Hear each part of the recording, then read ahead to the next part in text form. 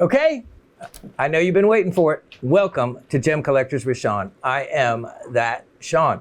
And I have to say that because actually around here at Gem Shopping, there are other Shawns that work here and have been in and out. And so, yeah, I am the host, Shawn. I had to make sure I was the only one.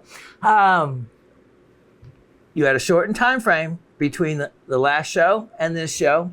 So I hope you are all geared up and just as anxiously awaiting the new items you're going to get to see today, as so many of you took advantage of last week's items, including the amazing Scolasite. So I'll hats off right now to Miss Gabby for getting that piece and adding it to her really museum level collection. And with that Scolasite, especially with the other rare minerals involved with the Scolasite, you have really picked up a tremendous value. You have bought a quarter for a nickel, basically, in that opportunity.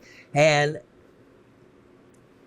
I had showed those Scolasite pictures and value and pulled those straight off the internet where you can, find those exact same items. And I can say this, being from the competitive world of internet shopping, those prices were, and I often are, the median level, the level that of value. Someone always said to me, and I learned at a young age, I think it was my dad, that something is only worth what someone is willing to pay for it. And obviously, you're not going to waste your time with the cost of offering things on the internet and whatnot and product if you don't think you're going to sell them at that price point. So I don't have to often because I always know my pricing is a bargain shopping. But on the Scholasites, I did actually go to the internet and see just exactly what was available for the price. And I was stunned. I probably shouldn't have done that, right? It doesn't help all of you for me to actually realize the value of the some of the things I've been offering. But don't worry. It didn't change my valuation of what I wanted to offer mine for at all. And that's why all of you, love this show. And that's why it works for me. Because if I only have to show something one time like that, it's also a bargain. I can assure you that on the Scholasites, that's a one price shopping. Come back around, it's not going to be any less expensive. If anything, it would be, I would go up on the pricing for showing it again and the time involved and whatnot.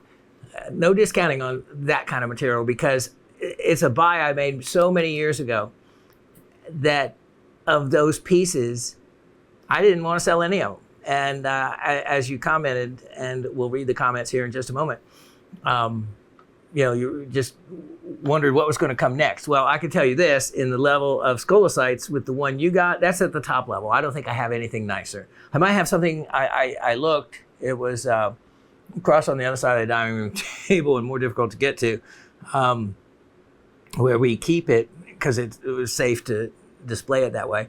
And it was in the middle of the dining room table for in the fancy eating room. And just a safe place, even when we had cats that they weren't going to jump to or get on. And so that Scolasite has some beautiful Scholasites, but it has none of the additional mineralization that piece has. So, by way of having it all, the piece you have is the centerpiece to the crown, so to speak. And when I realized, and I did not discover it until that morning, early morning, we get up early for the show, when I was looking at it and investigating and saw that other radial spray. And I thought, that's not Scolasite. What is that? And then got looking at it and realized it's Lomatite. And it's like, wow.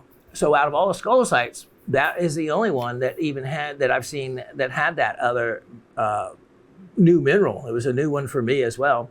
And I'm going to look closer. And I can say this, whoever has gotten the scolicites, look closer at them to see if you find any opaque white crystals like I had featured on that one last week. There may be little lomentite crystals hiding down in and amongst the scolicites. Yeah, wait till you see if I offer for sale a Jones. If any of you from the Jones mine in North Carolina bought any of those feldspar and zircon specimens, look at them with magnification. I'm realizing now that they have xanthotane, they have anatase, they have apatite, clear apatite, small little crystals in them. And wow, so I'm quite surprised. They also have unusual zircon twinning to some of the zircons in them. So if you missed out and did not buy any of the ones I offered of those beautiful, beautiful feldspars, is what they basically were, but they had the other mineralization. That Jones mine was closed in the end of the 1960s. And so, and they called them extinct, an extinct mine. I thought it was always a kind of unusual term. But you just never know what you're going to find in those crystal clusters like that. And so well done on really adding a secondary scolicite to your collection, Miss Gabby, which really elevates it all the way around. Now, if we have time today, we're going to try to feature an education on Yehuda Diamonds. Now, Yehuda, it's Yehuda. It is a more of a brand name, but it also has become kind of like the word used to substitute for fracture-filled diamonds. And they were the first to really come out with the having done that. So it's kind of like when we used to say, just go Xerox that, and meaning copy it. You may not have a Xerox machine, but we all know what, those of us that are older know what go Xerox that means. Xerox, being a brand name, instead of just saying, go make a copy of this. It was just go Xerox this, regardless of who made the machine. So same thing with Yehuda. Yehuda, you can substitute for fracture-filled diamond, which there are a number of companies that offer their version of it. But by,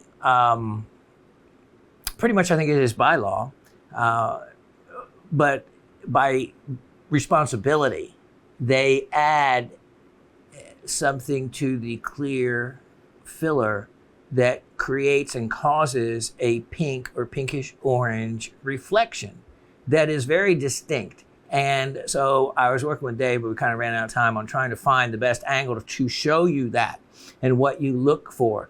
But we'll give you a good idea anyway of that, and hopefully we'll catch a glimmer of that pink flash that we're looking for. Also at the same time, which is going to relate much more appropriately to your need for an education, is the glass-filled rubies that are so prevalent in the market, even up to higher end items. And I had some bigger stones I could have brought in and done that, but I happen to have some with me just by chance that I had held out, that I think you'll be able to see very clearly some of the telltale signs that you look for in fracture-filled rubies, and how to know and what you look for to stay away from them. All right, let's get to the comments. Because we had this shorter time frame in the week, we don't have as many, so they're going to go quick. Plus, some of you, of course, having recently won, have opted out of being a winner. So that kind of improved the chances for the rest of you. Okay, so the questions were to the trivia, which we've been doing 2, and I made them, what I thought was fairly easy. This first one I might have asked before, but I think it is certainly well worth asking again, and just to see how many of you got it right. What mineral causes the brownish color of fire agate? The brown background color, whether it be tannish or brown or dark brown, there's pretty much one mineral. And answer being limonite. Now, also, I think it was was it Kathy? I'll have to say, but we'll get to that. She said iron oxide, perfectly acceptable. Limonite is the overall word that they use to take in all the iron oxides. Because remember, there's so many polymorphs of iron oxide. You have, in other words, same chemical formula, just different crystal systems. And so you have goethite, hematite,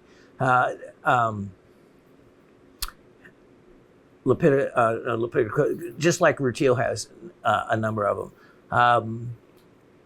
So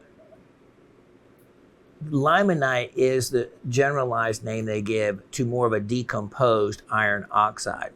And that's often that powdery stuff that gets everywhere. So it really is, in limonite in its form, when you see it, is almost exactly the same color of the background colors to fire agate.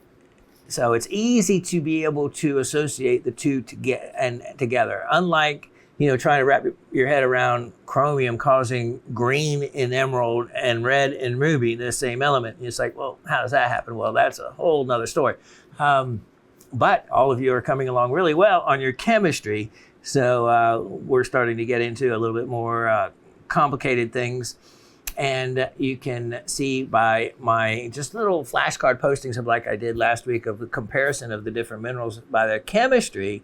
If you understand just the basics of that, it makes you understand so much more of how color relates to elements and its influence on mineral specimens and gems and diamonds even. So, it's 1 part per million of the impurity of boron in the Hope diamond that gives it its amazing reddish color for shortwave fluorescence. And that's kind of neat, how little it can take to influence it so much.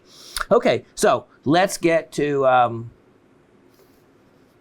the comments and then trivia. Now, first we had Lisa who's in Florida now. Now, I checked with Susan this morning secondarily, which I normally don't do, but it was because of a couple of answers. I wanted to make sure that I had gotten all the responses, all the comments that had been sent in.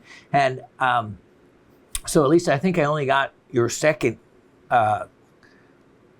response and didn't get your first, and not sure exactly why. But if you just follow, of course, the easy directions to be able to leave a comment, the one thing I want to make sure you always do is hit the, is it a send button or whatever it is that finally will send your comment on. Because I just know for myself, so many times I've gone to look at my phone and it's like, oh, that's why that person didn't reply to me. I wrote out the whole text message but didn't hit send. I don't think there's probably one of us that can say that they have not done that in their time. If you're a text or even an email person, you can construct all this, but if you don't hit that final button, it doesn't do any good. So just make sure you follow all the guidelines, and the comments will and should get right to me. But I think I missed the first part of yours, Lisa. But going on just what you had said, I need to change my answer for the second question. I said sphalerite, but I meant smithsonite. Perfectly acceptable to send the second one in if you get to thinking about it and realize that,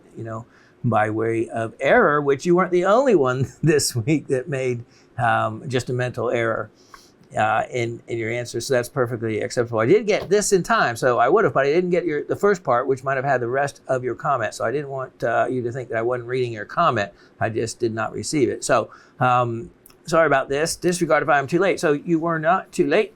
You would have, so let me get to the second trivia question, which was, what is the mineral name for the zinc carbonate? Okay, I was looking at that. All right, so what is the mineral name for the zinc carbonate?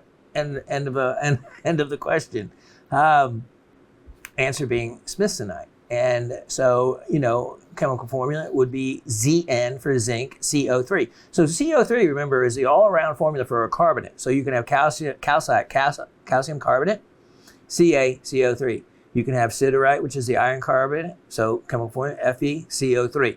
It is those linking blocks, and why it's simple to use the carbonate group to help you to understand that for it to be in that group, all you have to have is that same ending, the CO3 ending. Now, things such as groups that belong to like the chlorite group, which like clinochlor is a member of the chlorite group. Those groups can be much more complicated in their identical formulas that make them belong to a particular group.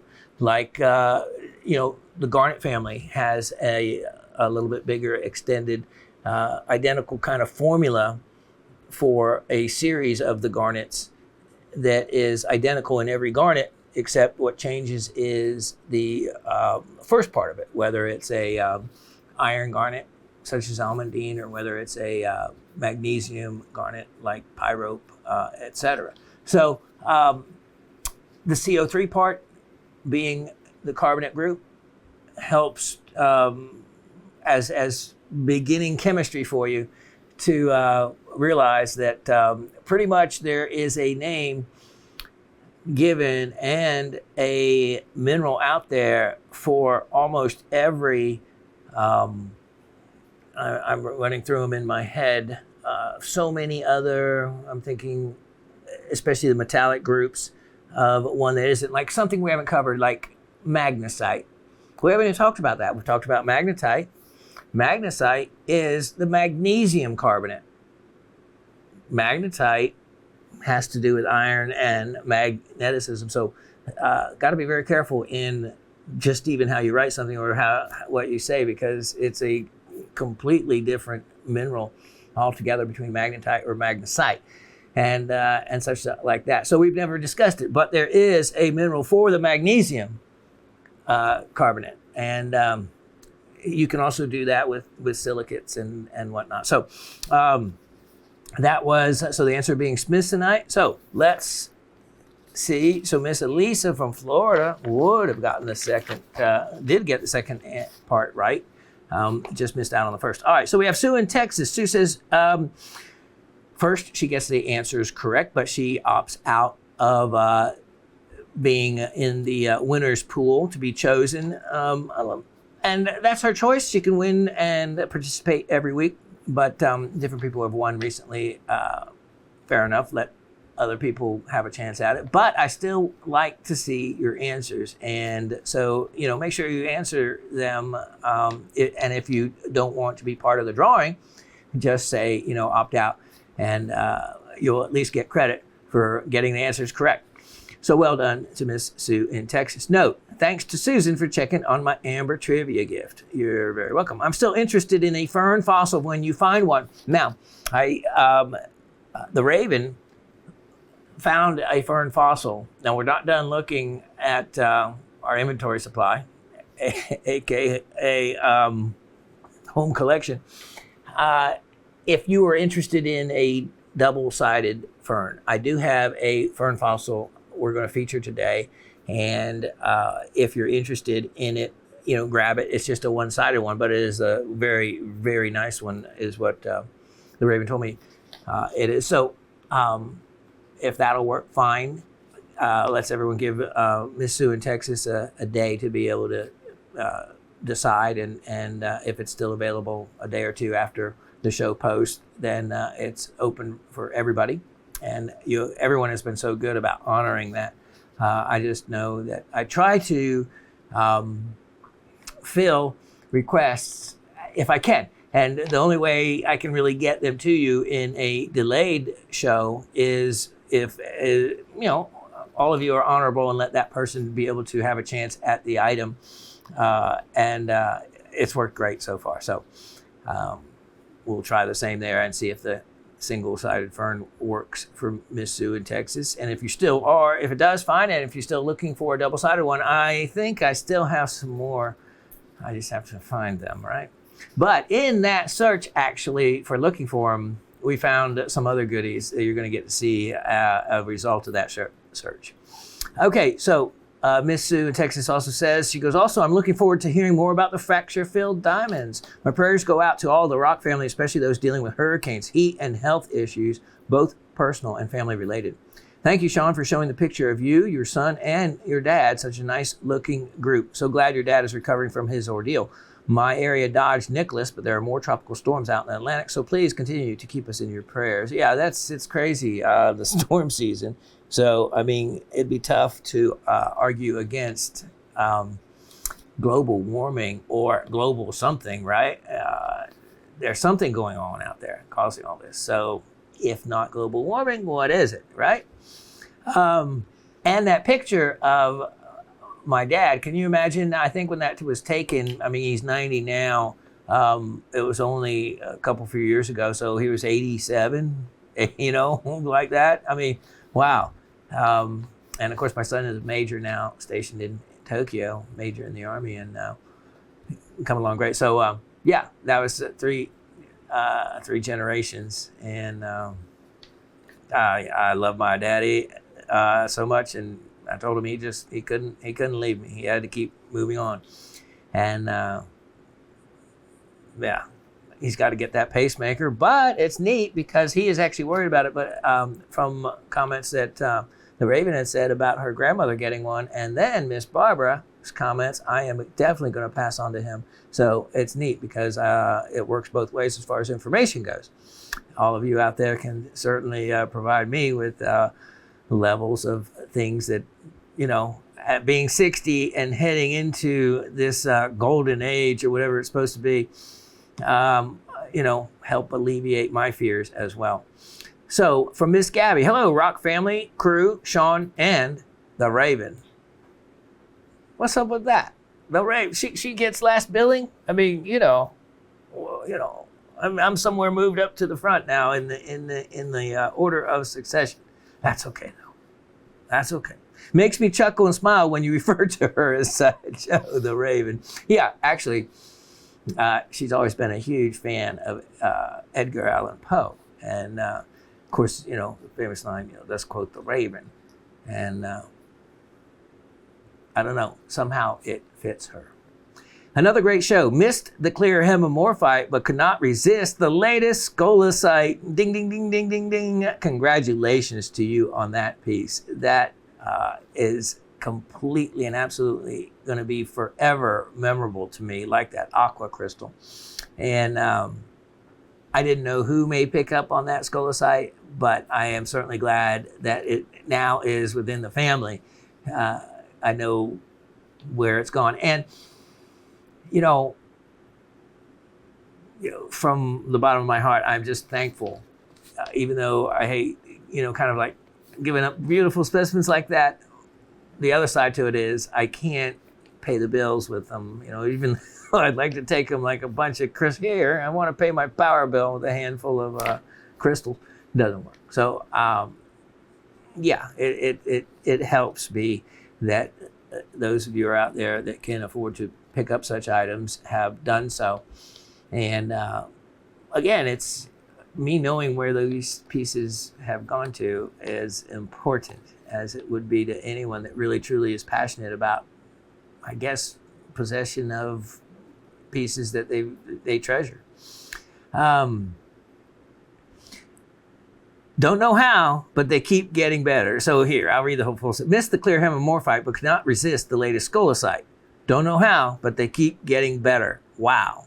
And yeah, they have. But I think on the scolacites, you just rang the bell with getting to the top of the best. And hence, museum grade. I've never heard of Yehuda Diamonds. Looking forward to the lesson. Yep, like I said, Yehuda Diamonds, that, you know, you could substitute with fracture filled and come out meaning the same. My trivia answers are limonite and smithsonite. Full disclosure, refer to my notes for the latest answer. Again, opting out of the prize drawing. What a great pick of you and your dad and son. My prayers and well wishes to them, and as always, best to everyone. Miss Gabby in Florida. Mr. Anthony in Massachusetts. Hello, all. Hope your dad is doing better and hope you as well. You need a good stress relief like finding a boatload of gold or even a nugget or two. Yeah, that would make the difference altogether. Hang tough, brother. I have scored a nice little collection of fire agates over the years thanks to you, as well as a couple nice pieces of rough, which are now free-form cabs. I was lucky enough you did it. Did you get the fire agate to get the one offer? Wow, you did. Congratulations, you were lucky. That could have gone to almost anyone. It was absolutely stunning, and that was like a little fire agate within a fire agate with that little kind of bubbly area, which I have never actually seen in all the cut stones I have had of that material that occurred. And that's why I hung on to that one. And by way of pricing, if you looked at it, a price per carat was probably at like $12 a carat, probably the most expensive per carat one I have ever offered,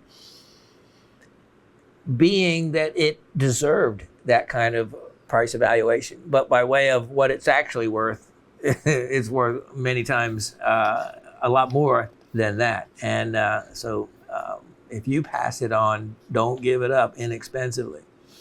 Trivia, Limonite Smithsonite. The October issue of Rock and Gem, piece on hunting euperlites. Pretty cool. You probably read it. The flashlight is outstanding. It's a substantial light, powerful. It will show fluorescent material across a 10-foot room. Big difference from what I was using. Eyes down. That's where the rocks are. Yeah, apparently I need to get one of these euperlites, it seems. I have something equivalently similar. But I think I need to try that one.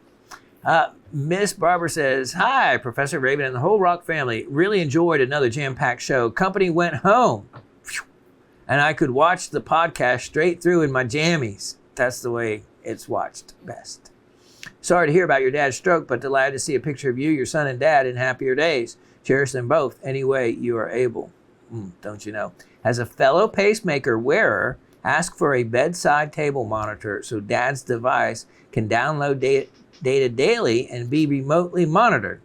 Just got my new 4G monitor an hour or so ago, which brought thus to mind. I will pass that on. I was actually going to take a picture of it and send it to him. And he's actually a little scared. My dad's not as fearless, but he's actually a little afraid of that. I told him to Google exactly. He said, well, how do they hook the wires up to the wire? I really don't know enough.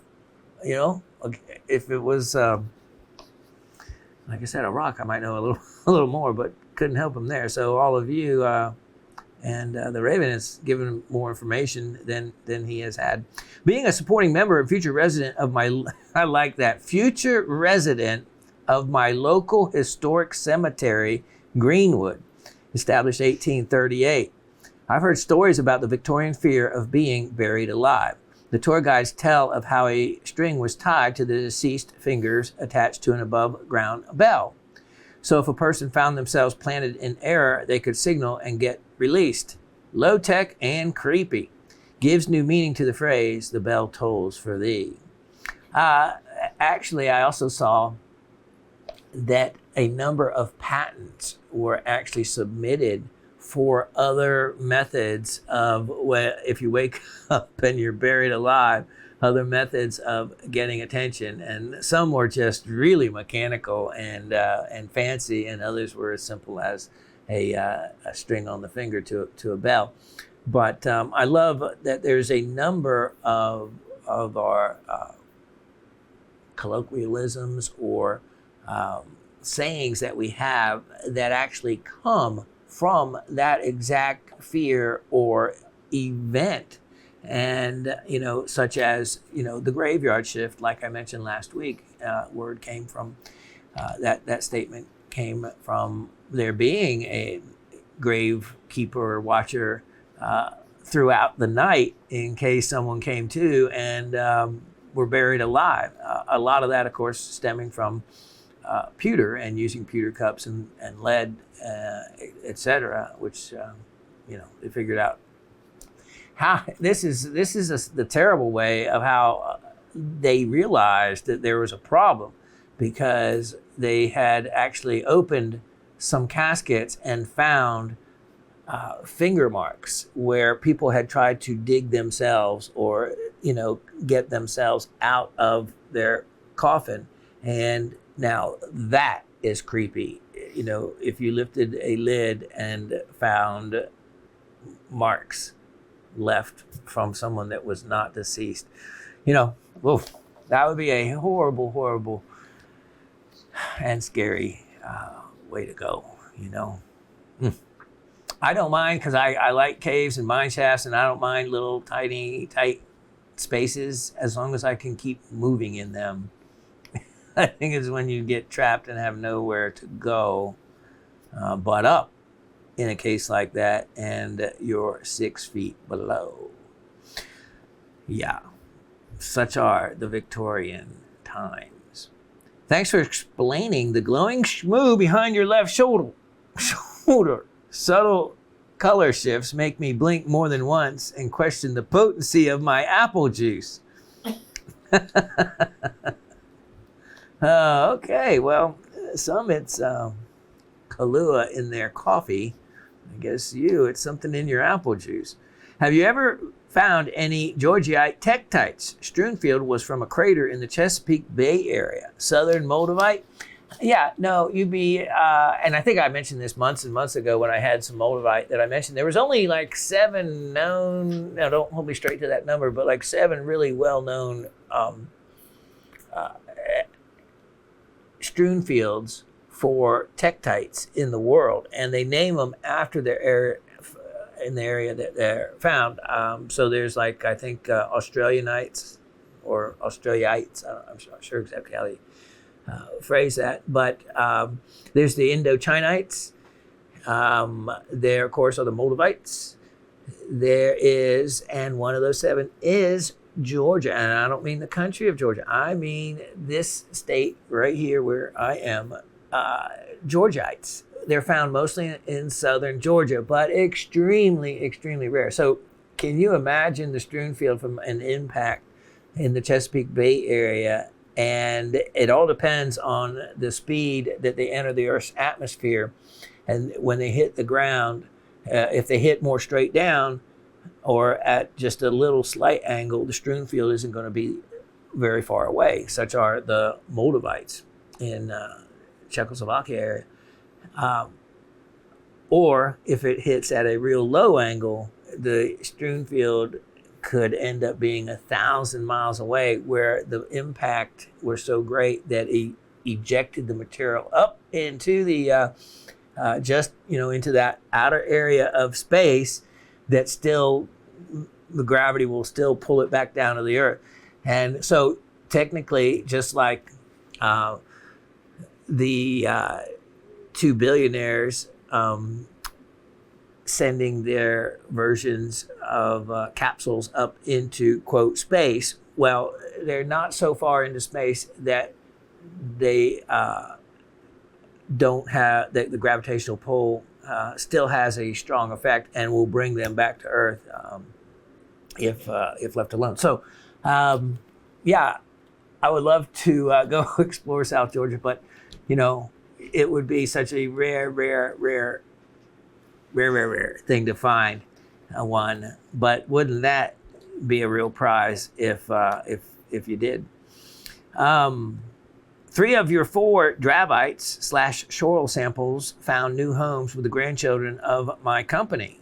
1 to a 10-year-old boy and 1 each to 6-year-old twin boys. Wow, that was a house full if you had that bunch.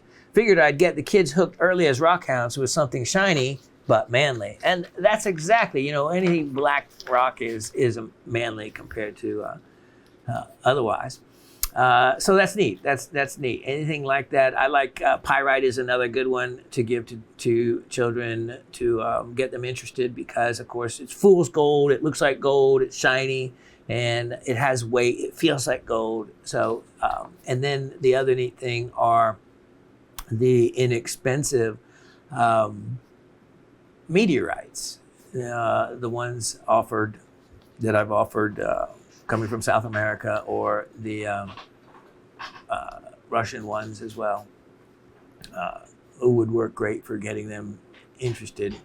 And, they're truly space rocks. Miss Barber goes on to say, in all my years in geology, I never realized coquina limestone was just a rock name, but the name of variety of a tiny living clam. Another aha moment, courtesy of Shawn's show. Yeah, that's interesting that I realized, and I guess I didn't realize how much that coquina is used as a substitute word for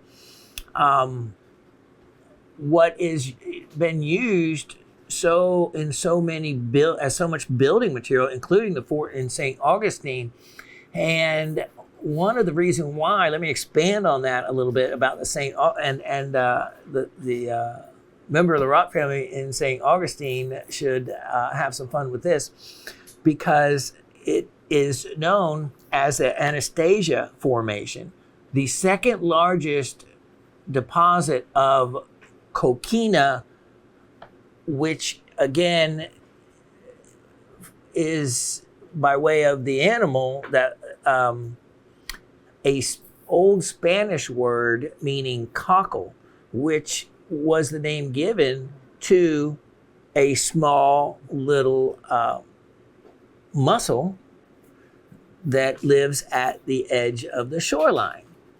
And that's where the word originated. Now, remember, Florida originally was under Spanish control, and when St. Augustine was developed and the fort was built, it was such then.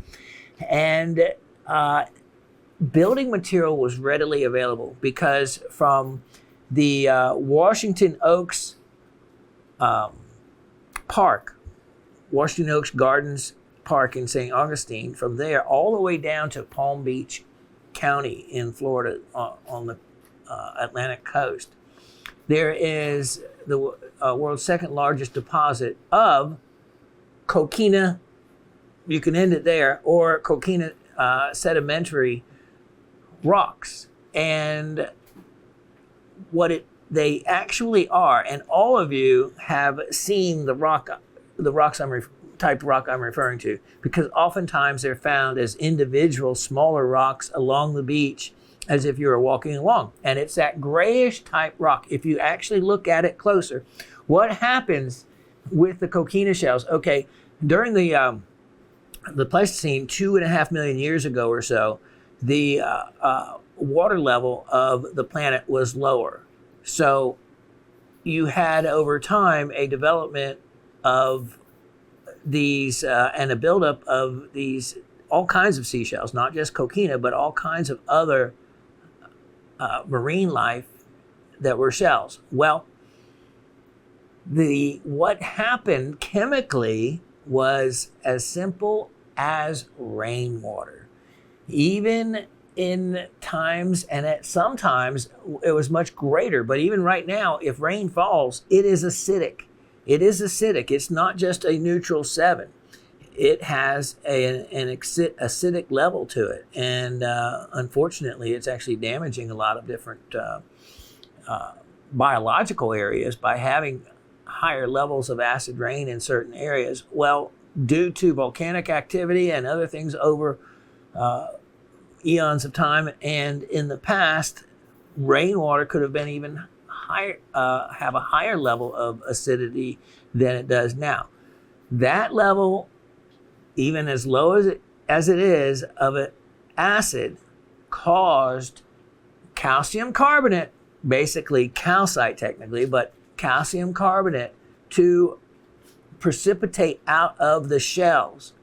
And it acted as it did as a glue to cement not only the sand together, but the shells together. And why, like that clam shell from Fort Drum, the person asked if it was all coquina. Well, actually, only a very small part of it was coquina. And if you looked at it, you saw a lot of other different types of shell. But you could see the gray material holding it together, binding it together. That is, a perfect example of coquina, the sedimentary rock, not coquina, the little tiny mollusk. And so the other question that I always wondered when I was young. Remember, I also grew up, if someone says, where did you grow up? I pretty much say Sarasota, Florida. That's where I spent, I guess, the longest period of my life, and a lot of time on the beach there. And the little gray rocks or the big gray rocks along the Atlantic side, if you look at them, you'll find they always had these little round, very round and perfectly almost concentric holes or depressions in them. Reason, how did that happen? Same thing, rainwater. Rainwater would pond in areas on the rock, and over time, as the rainwater just sat there, it dissolved away. And of course, there's nothing more concentric than a drop of water. It is going to be round. If it just is naturally going to create that. So over time, and geologic time is completely different than the time that we are used to. Geologic time, you got to figure in, tens of thousands, hundreds of thousands, millions of years. So over time, that level of acidity would dissolve away that rock, creating those holes or those little depressions in the rock. So that's how that got there. So the fort in St. Augustine, with having right down the coast, the second largest available deposit of coquina, the sedimentary rock.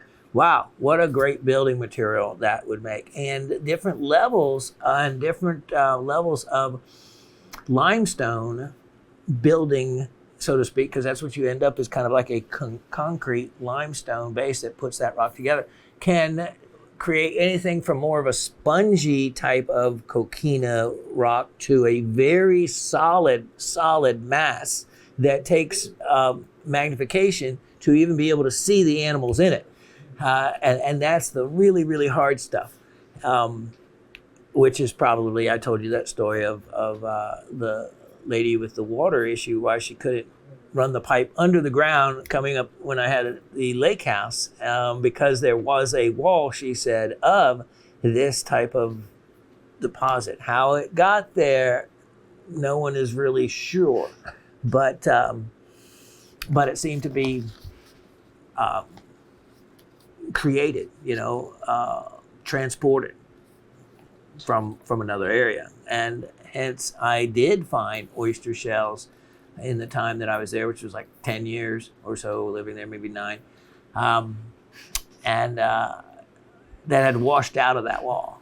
Then, and giving substance to that story that she said about their equipment not being able to break through that wall. So yeah, they can make very, very, very strong, substantially strong building materials from that many, many years ago. So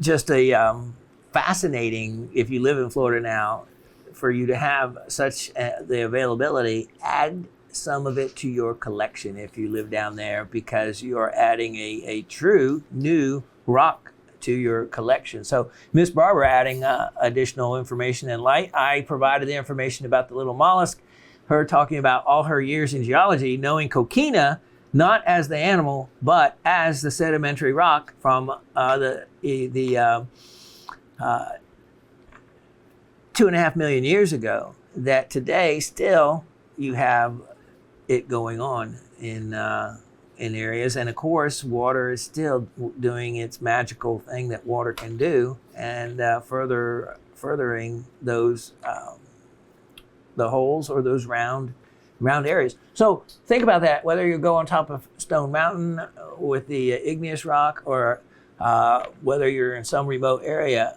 know that those little ponds, those divots, those concentric areas, holes, how did they get there? What created them? Water is going to be the answer for most of those questions. So again, excellent questioning and information, and if I lived in St. Augustine, I'd be going out and taking another look and pick up any of the loose little rocks and add one to your collection, and also then look at it with magnification. It will be comprised of fossils from 2.5 million years ago. All right, she goes on to say, your poopy specimens remind me of one I bought at a museum store 55 years ago under the brand name, and I love this. This is great. Brand name, Endangered Feces. That got a laugh from the room. That's great. No, that's great. Yeah, I mean, I wish I could have ended on that one, you know? Got the clear, and I knew right when I saw the word that you actually knew the right word. Got the clear hemimorphite crystals, in parentheses, so rare, yes. And the yellow lepidolite. Great job. Both unique and non-traditional specimens, something I've come to expect from you. Thanks. Well, thank you. As to the trivia, fire agate forms on limonite, that's the brown color, and zinc carbonate is smithsonite. Because she first said, got the clear smithsonite. And I knew as soon as she wrote smithsonite that she really meant hemimorphite, so I've substituted it right away. Enough ramblings from this old gal. Be well and hope you find a pot of gold. And I'll take your advice after that. Best to everyone. Miss Barbara from Brooklyn. Oops, I meant to say I got the clear hemimorphite. There you go. She corrected herself in the same paragraph. Not smithsonite. Got to check that apple juice. Duh. The UV from the Rock and Gem Uperlite article is the one I call way too cool. Very strong long wave. Will light up any collection and make you happy. Ta-ta again.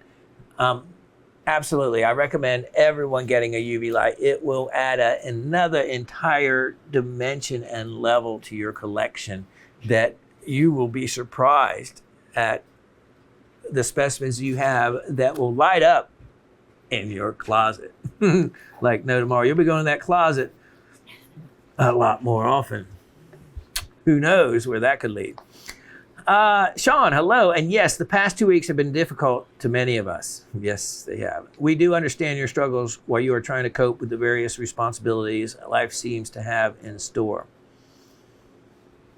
We are still trying to come to terms that the Delta variant has claimed another victim as we laid to rest the son of my very best friend just 10 days ago.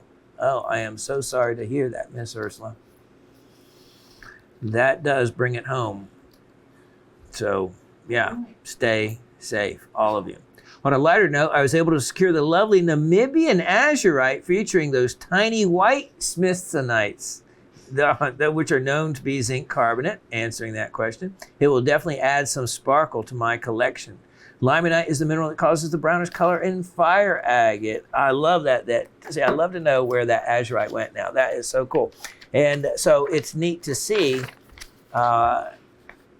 that on top of the smithsonite, of course, were the clear cerussite crystals, and all that you could see with the eye, but with magnification, it opens up another world. So I recommend everybody get something magnification, 10 power, or that optimizer with the extra little magnifier really is perfect. I mean, I almost walk around the house with I call it headgear, on so often that I don't even know it's on. It's kind of like a mask, you know, it just becomes part of you. Unfortunately, I did miss out on this interesting specimen. Oh, the fire agate. Sorry, there was only one. Perhaps it would have made a terrific display on top of the honey opal you had selected so graciously as a prize for last week's trivia question, which, of course, Miss Ursula got. Thank you. It was so uplifting to see a family photo of the three of you together, father, son, and grandson. While Raven has been your best support all along, we wish you much success in your endeavors, especially as it relates to your health. Yeah, we were talking about my health just coming in today, and that, you know, this is not, the way I feel is not the way I expected to live out, you know, the years of my life left. It's made such a difference having long haul COVID. I can't even tell you, in my life, everywhere, and financially, you know, now is the end result another crippling factor for me. So, but I'll deal with it one day at a time. Dear Shawn, my answers to this week's trivia, iron oxide. And this is, of course, Miss Kathy in Michigan. And when she said iron oxide, that is perfectly correct. That's exactly what limonite is. And smithsonite.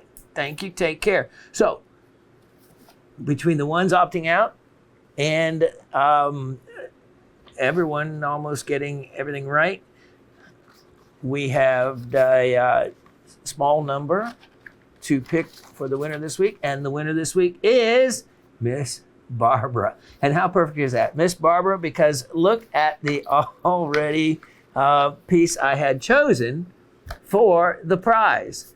This is a really cool item. Really cool item. And it will go perfectly with your new light. Let's take a look. It is a incredible piece of fluorite.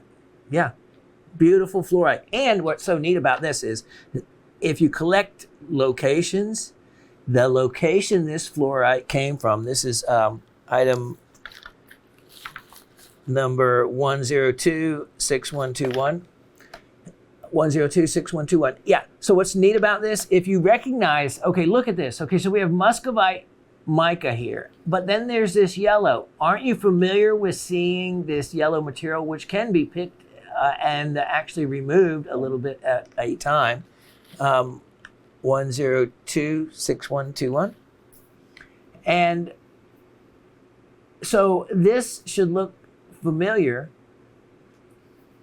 because of another rare material that I have offered that grows within it, and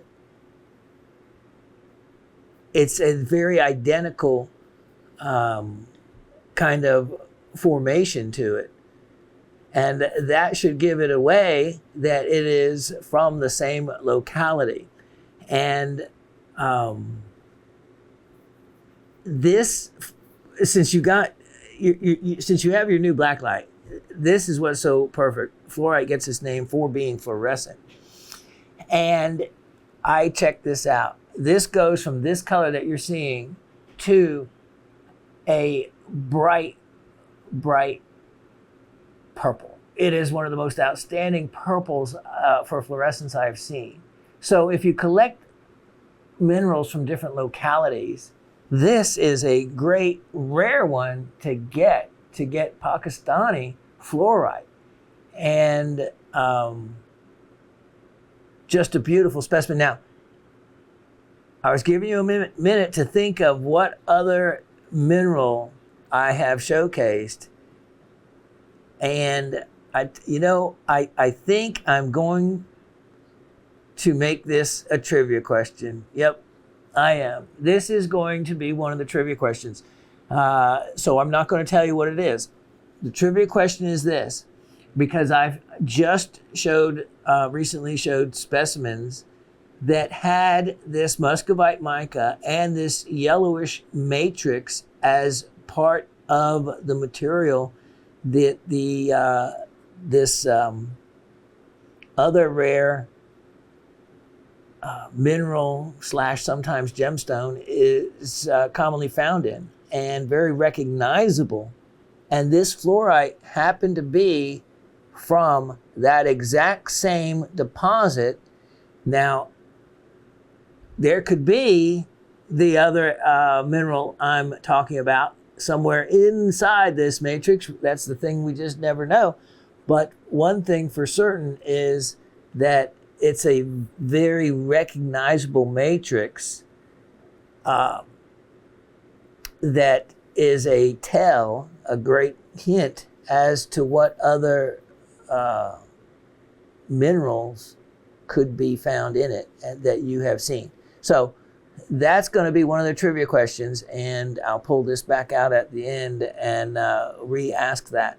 But it's going to be, what mineral have I featured multiple times that is found not only in the same location, but in this same type of matrix.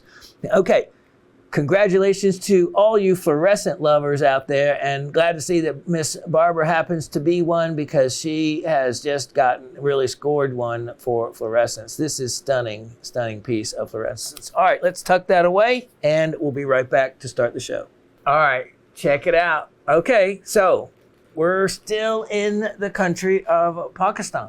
And here you go, another incredible, well-known gemstone and beautiful, beautiful mineral it makes, Sphene.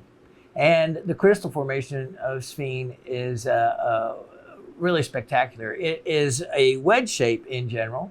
Now, as we come in closer on this, you can see all little sparklies around it. That is, well, for those of you that had bought any of these in times past, and if I used chlorite for a description of the other minerals with the specimen, well, you can substitute clinochlor for chlorite. Clinochlor is a member of the chlorite family, and to be more specific, these other shiny crystals around here are a variety of chlorite called clinochlor. It is, as they refer to it, as being very micaceous when you can see the crystals bigger. In other words, it looks like they could flake off, so it has that kind of look. Now, you can see these wedge-shaped crystals in this specimen, and they call those a alpine habit. The habit being how they refer to other forms of a crystal that still stays within its technical crystal group, but can often take on many different habits within that crystal formation. Just like you can have an isometric formation being in the shape of a cube, or it can be in the shape of a pyramid base to base. Dipyramidal or bipyramidal is what they call that. And yet, so you have two different habits. In other words, isometric means equal sides, and it's the formation that diamonds belong to, spinel belongs to, and other specimens, zircon being one. And but yet the crystals can look different, yet still belong to the same group. And same thing with Sphene. It can have some different looks, and the ones coming from Pakistan have what they call an alpine habit. In other words, a very sharp, just like the Matterhorn, picture Matterhorn, very sharp incline up and back down. This is really pretty. That has a really nice display, and this self-displays really well at that angle that it naturally is, and just a Sphene right there. Beautiful, beautiful, beautiful. And so opportunity price on that, I bought many years ago a batch of these, and I've kind of trickled them out. Not too many left I have willing to part with. Not many at all, actually. And this one I decided to, since I haven't shown one in a while, in case anyone wants to add to their collection, it's only $77, and I do mean only. That is a big look. Let me put it in my hand so you have an idea of just how big it is. Look at that. That's a great look. That's a great look. Only $77. Now, let's look at item number 1025821. 1025821.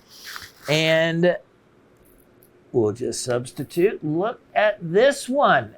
Let me show one thing on this other specimen for a moment, because we're going to talk about it in this one.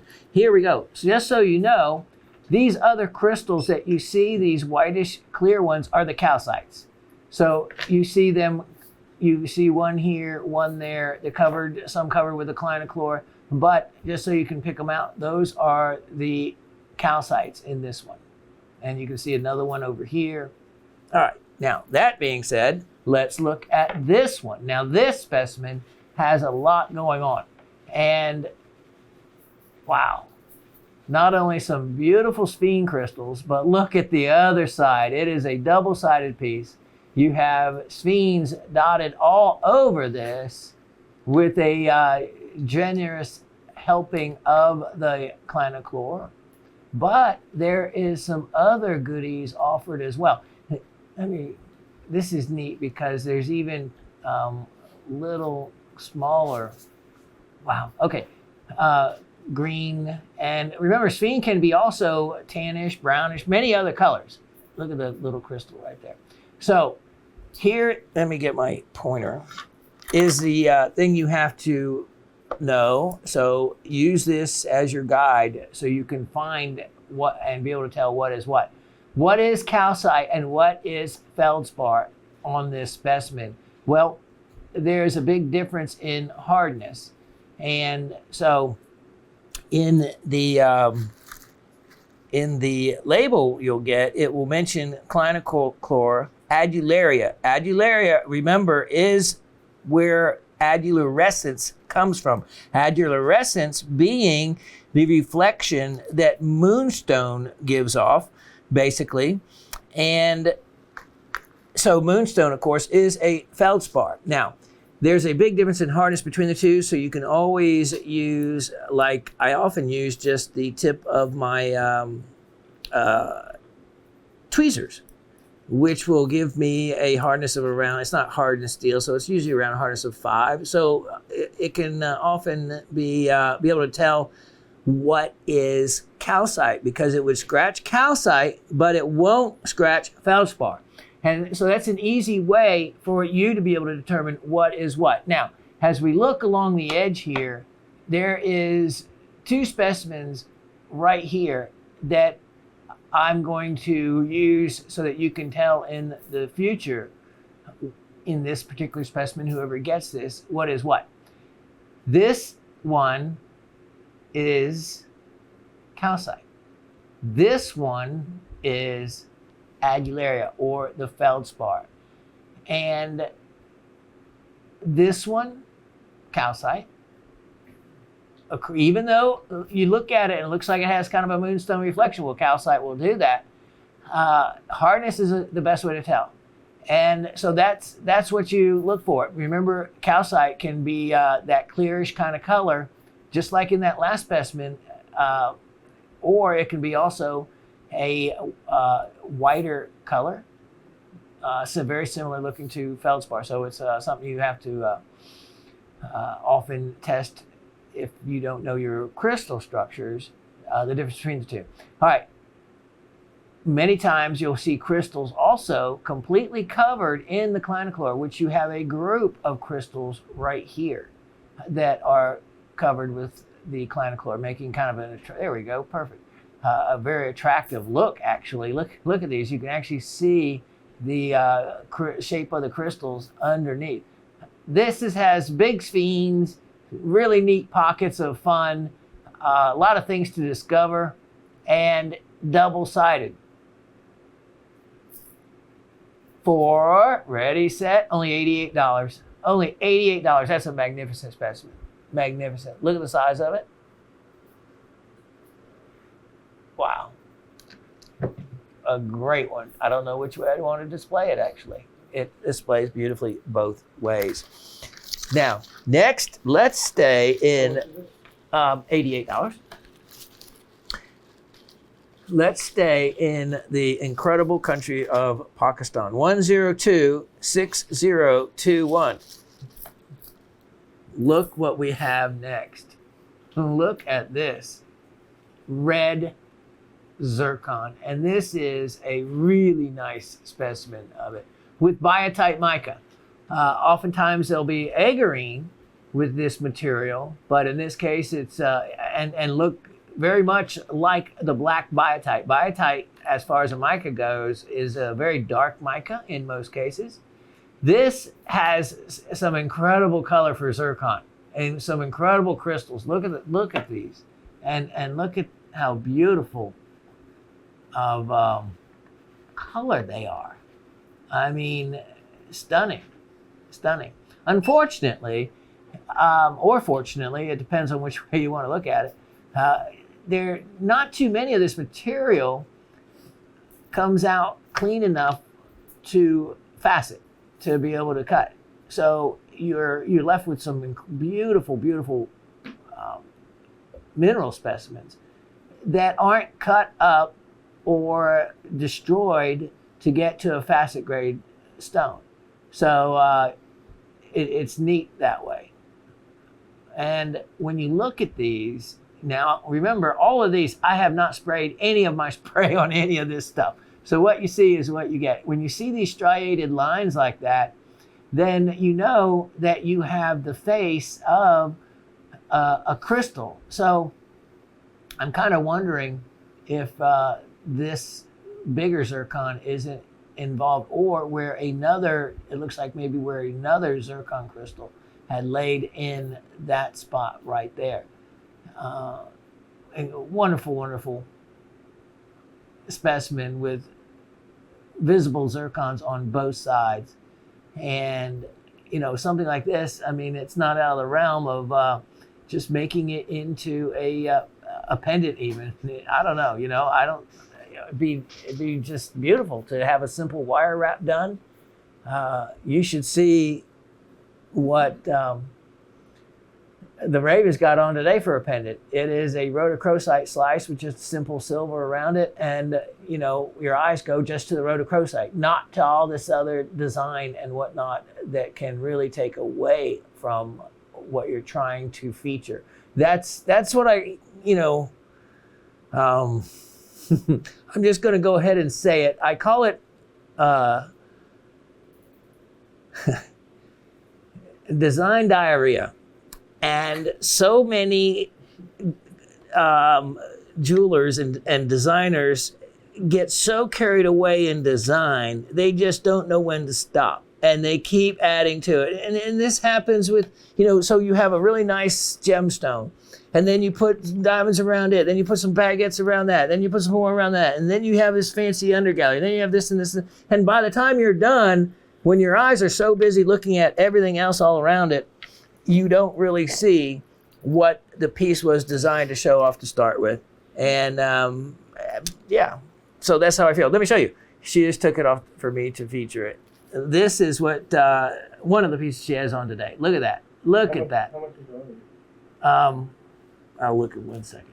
Look at this. So a wonderful, wonderful rare Argentinian slice of rhodochrosite with just a simple, simple silver design around it. That's what you want in so many cases. Wow. Okay, eyes go straight to that, nowhere else. All right, on this piece, it is only, believe it or not, only $88 as well. Only $88. That is a lot of zircon going on for $88, and zircon from a unique locality indeed. Now, I want to always make everything, try to make everything affordable in everyone's hands. 102-6421. 102-6421. Here we go. They would call this a thumbnail. If anyone was wondering what a thumbnail specimen is, this would be a thumbnail, even though it is bigger than, a little bit bigger than my thumbnail. It is within the realm because it's an inch. Look at this. This is stunning. Yes. This is stunning. Look at this, because what you get in this specimen is the exact form. Put my finger behind it so you can see it, of zircon.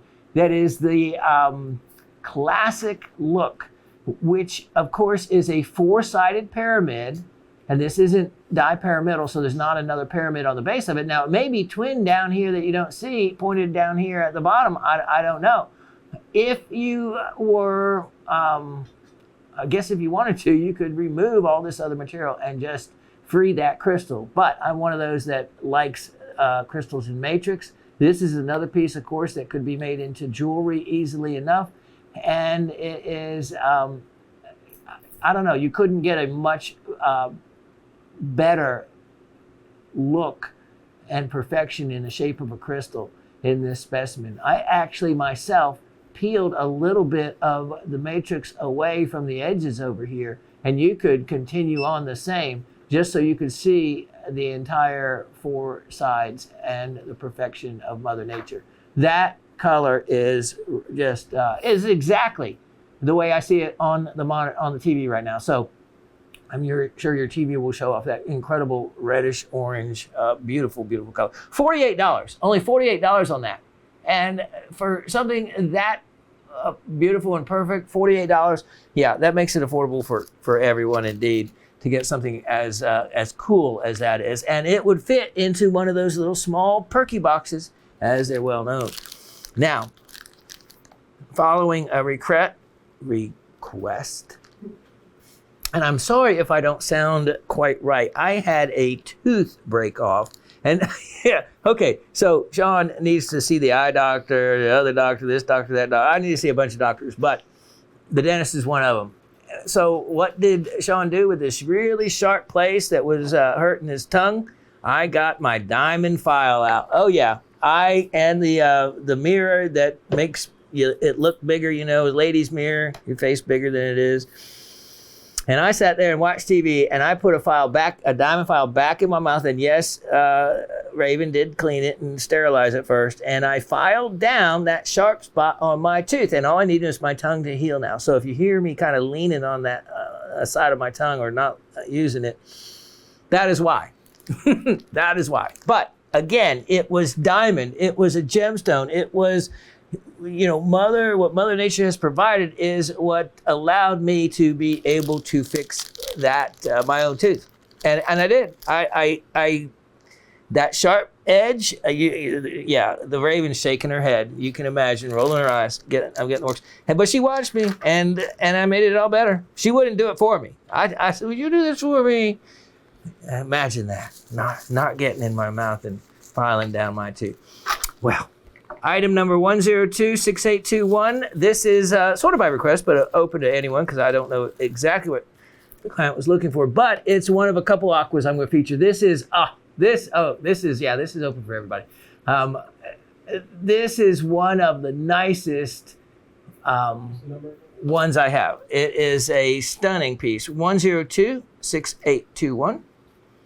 And it's 63.22 carats. It is indeed unique because it has a skeletal formation for the surface of it. As we look at this closer, you'll be able to see what you see in quartz commonly, but not so much in aqua. Now, skeletal formation is where a crystal will start and stop growing, or different parts will continue to grow separate from other parts of the crystal.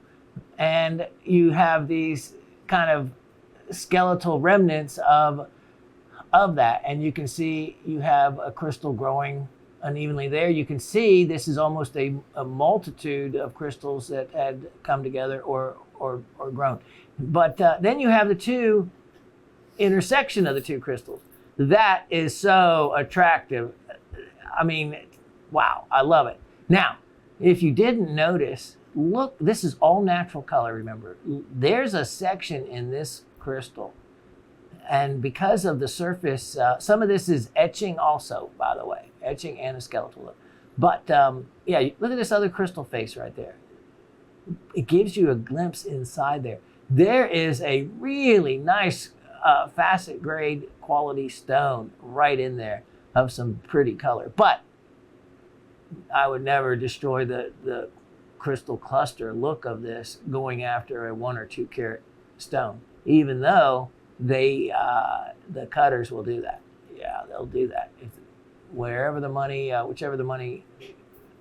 wherever it lies. Wonder what that is. Neat stuff right there. Neat stuff, and it displays very attractively.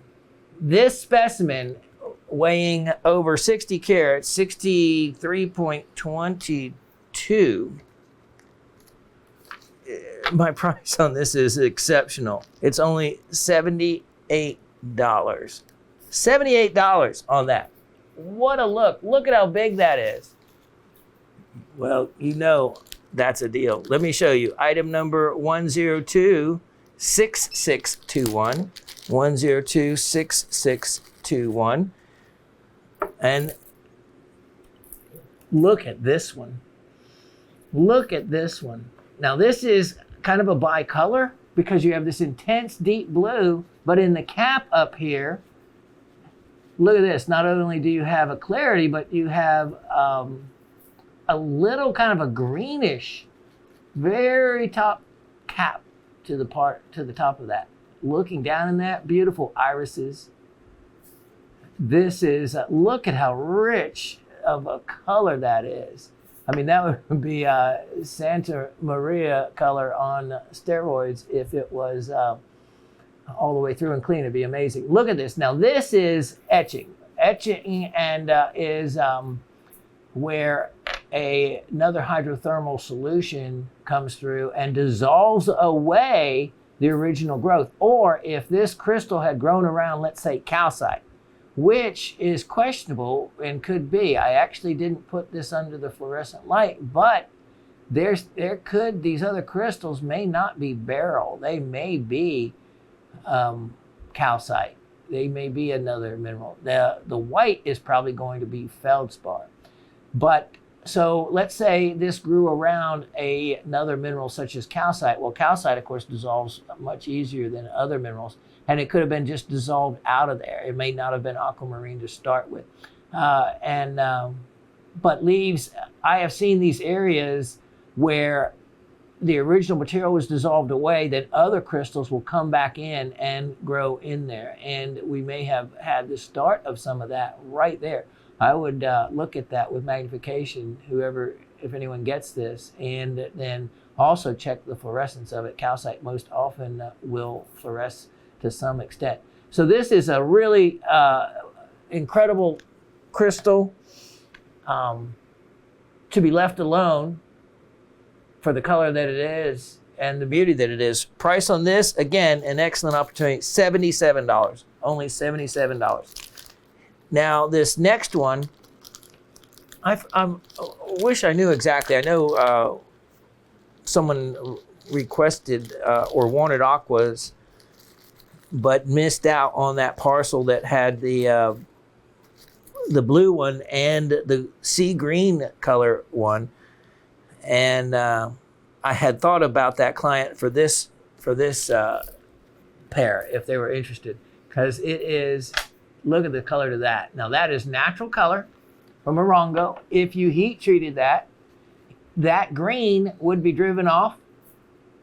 It's a Fe2+, 3+ ion conversion chemically by way of the chemistry of how that happens. But natural color, I like that. Of course, there's also some great clarity in there. And most likely, if they were to cut this, that would be heat treated to drive off the green and leave more of a blue color. Now, to compare the two then really lets you see the difference. Look at the intense blue of this crystal. This is beautiful. It also looks like it has some chlorite inclusions in it. It has a excellent hexagonal shape all the way around, and another natural edge to it there, and terminated on both sides. So right there would have been where it would have been connected to another cluster or a additional matrix for the wall. So you can see this has certainly the two colors of aqua, the sea green color and the more pure blue color. This, for their two-piece collection, can you believe it? $58, only $58. Yeah, if you only can do that when you had bought a whole lot of it at the time. The item number is 1026721. 1026721.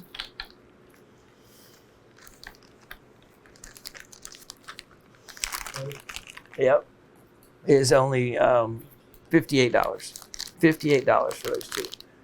And you can see, nice size, great addition to any aqua collection for such a little amount of money.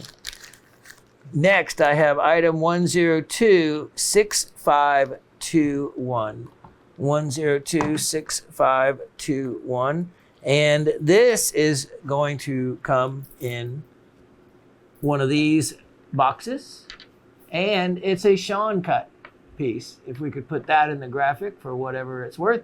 Yeah, this is a piece I absolutely totally recut. It came to me completely beaten up, and a chip in it. So, basically it was a entire recut that I had to do on it.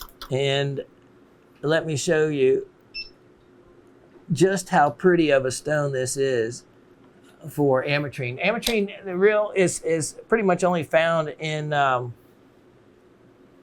the one locality and of the Anahi mine. Of course, about 70 people in Bolivia. There is some that they found from Brazil, but it's all really known to be from here. But it is a buyer beware. There is so much. Now, I showed you last week or the other week that specimen. Could you get the ametrine slice in the box? And there's so much in the internet world that is been treated. It's, you can tell it is an intense yellow color on one end, an intense purple color on the other end. And, if it doesn't look natural, it's not. It's going to be treated.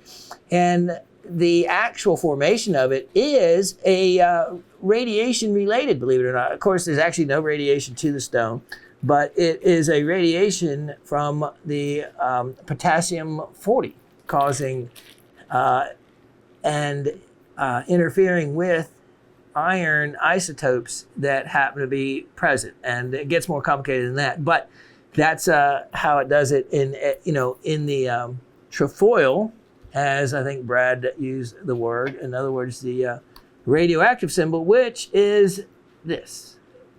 This is how the crystals in their perfect form will grow, alternating with the yellow and the purple. This slice is not for sale. It is for educational purposes. If you want, it wouldn't be cheap because these are hard to come by. But you can see where they would cut the stone from. They would cut it from an area like that, in between, catching both of the colors. And, it's a perfect, well, it looks like the radiation symbol, but oddly enough, that is what creates the color differentiation to start with. All right, now this stone, let me just show you, there we go. Let me just show you something about it. Fantastic brilliance of it if I had gotten my fingerprints off of it. But let me point out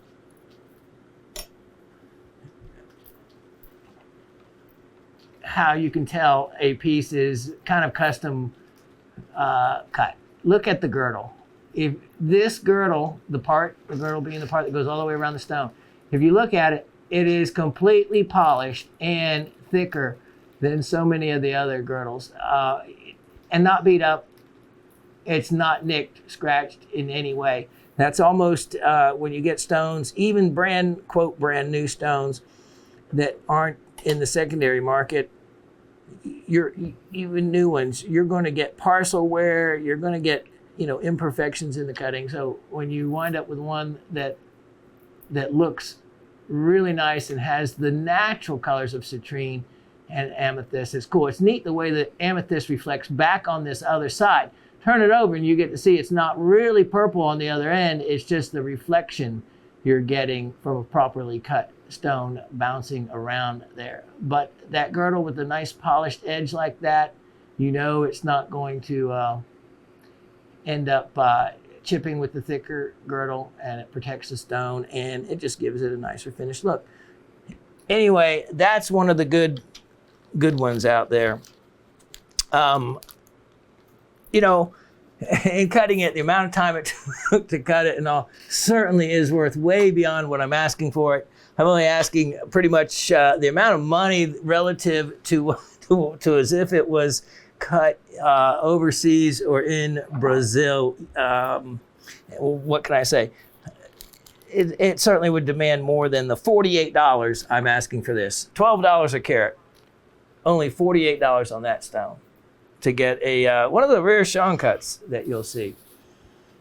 Now, this next item,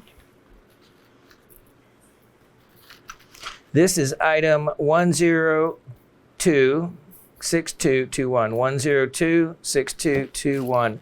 You have not seen what I'm getting ready to show you. I had to pull this out of the collection. This is a rarity. It's the only one I'm going to be offering for any amount of time. Fibrous Malachite. Wow. And it's amazing how heavy this is. This is almost a pound. The density, you would think with the fibrousness and openness of it, it would be a lighter feeling piece, but it isn't. There is incredible crystals, which that's what this is. This is crystallized malachite. Now you get to see what crystallized malachite looks like versus crystallized azurite, which malachite, of course, often pseudomorphs and replaces. Now, as we come in closer on this, I'm going to show you something, to give you a little tour. This fibrous look to it often gives you that look of that micro satin, like the look they do on couches. I don't know what it's called, but it's like, if you sit on the couch, you can tell where you sat kind of thing if you brush it one way, it has one look. And that's kind of the way this looks. But as you turn this one around, you get to see all those fans of fibrous fanning of the crystal cluster. And wow, does that not give it such a reflective look? Now, malachite, under magnification in cases like this, you get to see the crystal forms better. I'm looking to see if there is a pocket of that.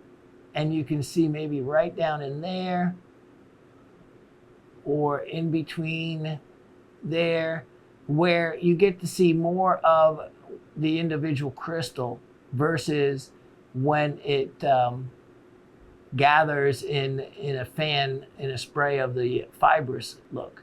Look at this all the way around. This is, in your cabinet, will be one of the most reflective and with the color, one of the most attractive specimens you'll have. Every side of this has a unique look. And you could go in and clean out those pockets with those little dental pieces I've showed you before, the little dental scrub things that you use for flossing or whatnot can work great for getting down in the areas. I don't know which side you would want to turn this on to display it. It is such an attractive look. It really is. It just has, on every single side, has that, wow, I don't know, maybe like that. I don't know. Again, it's like one of those couches. It depends on which angle the light is at any given time of day. It's going to give you a different look. This material, it's heavy. It's never been inexpensive. Fibrous malachite has always been something of value. This particular one, of course, because I did buy again, quantity at the time, but a number of years ago. So it's going to save you there. But for having done that, only $168. $168. I actually know exactly, and it will be in the description of exactly the mine. It came from La Casa in Katanga. Now I just put the Congo. The correct name of the country is the People's Democratic Republic of the Congo. And that's just too much for me to have written out correctly, as it always has been. So I always have still used Congo, which is technically incorrect. But just know that it's the Democratic People's Republic of the Congo, which used to be, just like in Tarzan, the movie Tarzan, that story of Tarzan was historically very correct. Used to be the private property of the King of Belgium. He has always been having privately owned the entire Congo. So he was the largest private landowner in the world, and still would be if you took it over a historical amount of time. Of course, he wasn't allowed to keep it as he claimed for himself. Of course, the Congo has produced so much value in precious gemstones and minerals and mining and resources. It's ridiculous. So yeah, historically, the Belgian Congo is what it was called, and the Congo name still survives to this day, and it's certainly shorter and easier for me to write. Only $168 on that. Now, this next piece, let's bring it back home to item 1026321. 1026321. This is one of the nicest rocks you could ever find on the beach. Now, these holes are not created from water. They're from a little creature called a Clam Borer. 1026321. Here is the information on it. It's Tampa Bay, Florida, agatized coral and chalcedony. Polished halves. It's about 30 million years old, and it comes from Ballast Point, for those of you familiar with Tampa Bay. And there's a difference in the look between Tampa Bay coral and Withlacoochee agatized coral right along the Florida-Georgia border. And with the Tampa Bay material, sometimes you'll get pockets that aren't as chalcedony-like. They're more geode-like. And with this specimen, when people would, if you saw this on the beach or along the shoreline, very few people would think anything about it or pick it up. I would be fighting you for it to pick it up. I'd probably push you out of the way into the sand to grab it first. And you'd be wondering why I was racing after a rock. Well, those in the know would know why, because so many of them hold a treasure inside. Now, the end part of this, okay, thank you. With fluorescence, yes, so you fluorescent lovers, let me show you what you're missing out on. Or getting, if you're the lucky one to get it. Let me show you. Look at this. Look at this. Polished halves. So these two go together, and it has these two geode openings with agate around it. Oftentimes with the Withlacoochee material, you don't find, this much agate. And at the outer edge, when you go into the closet and fluoresce this, you're going to find that this little thin outer yellow edge you see here on this is chalcedony. And chalcedony, it fluoresces a beautiful yellow. The rest of this actually will fluoresce white. That's that side. And look at, these are polished. This is a real, let me catch the light off it and blind you for a moment when I can find it, the surface of it. There we go. You can see it's a real polish, not a Shawn polish. Look at that. Look at that. So you have these this wonderful quartz druzy-lined cavity. Now back in there, by the way, that white, I didn't see that. I would have steamed that out. That is probably polishing compound, actually, from the lab. And that probably just was not seen or gotten to. That should come out with a toothbrush or a little fine brush. Here is the other side of that geode pocket from the other side. And remnants of a clam borer, which will bore into clam coral beds. Now, when you see this not exactly line up with the other side, it's because of the width of the diamond saw will take out material. and then polishing it and sanding it removes material, which causes it the misalignment. But it's easy to be able to see where the alignment goes and wound up, and where the little clam borer hole goes. But what a neat specimen to see this, you know, from what it looks like on the outside. It looks like actually very much like some of the coquina sedimentary rock. And in real life, it is nothing like it at all. Boy, I would love to find it, to walk along and find something like that. This polished, the 2 polished halves, fluorescent material. Price on this is a great opportunity at only $58. $58, and you get both halves. You get both halves for that. All right, let me feature this item. Now, this is the item I had thought for Sue in Texas, 779818. 779818. This is the single-sided fern. It doesn't have another side to it, so we'll give Miss Sue in Texas a day to see if it works for her. If not, it will be available to anyone else if you respect that for her. Look at this. This is a stunning piece.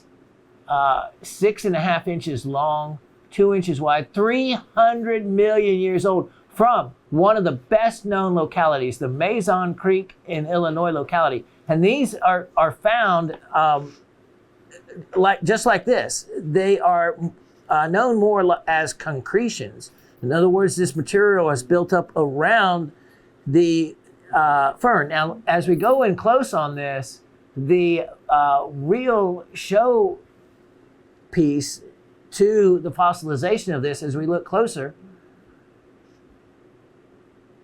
is you can actually see, now there's a name for them, but see these little dots? If you've ever looked at the underside of a fern leaf, that is how it propagates itself. You know, other plants have flowers. Well, the fern is actually a very old primitive plant. It didn't flower, but it released spores through these little openings in the bottom of the fern leaf. And that was actually an evolutionary jump in the way plants propagated. So it was a better route. This is a really attractive specimen, especially in the pear shape that it is. And as we keep coming out, you can see just how big that is. Price on this, it is, because of its size, it says with a label, but it's an old graphic that I did on it. I don't see where I have a label for it, so pardon me for that part, but easy enough to create your own label. Price on this, I'm going to make it only $54. That is discounted. $54 on that. All right, let me tuck away a few items. We'll be right back.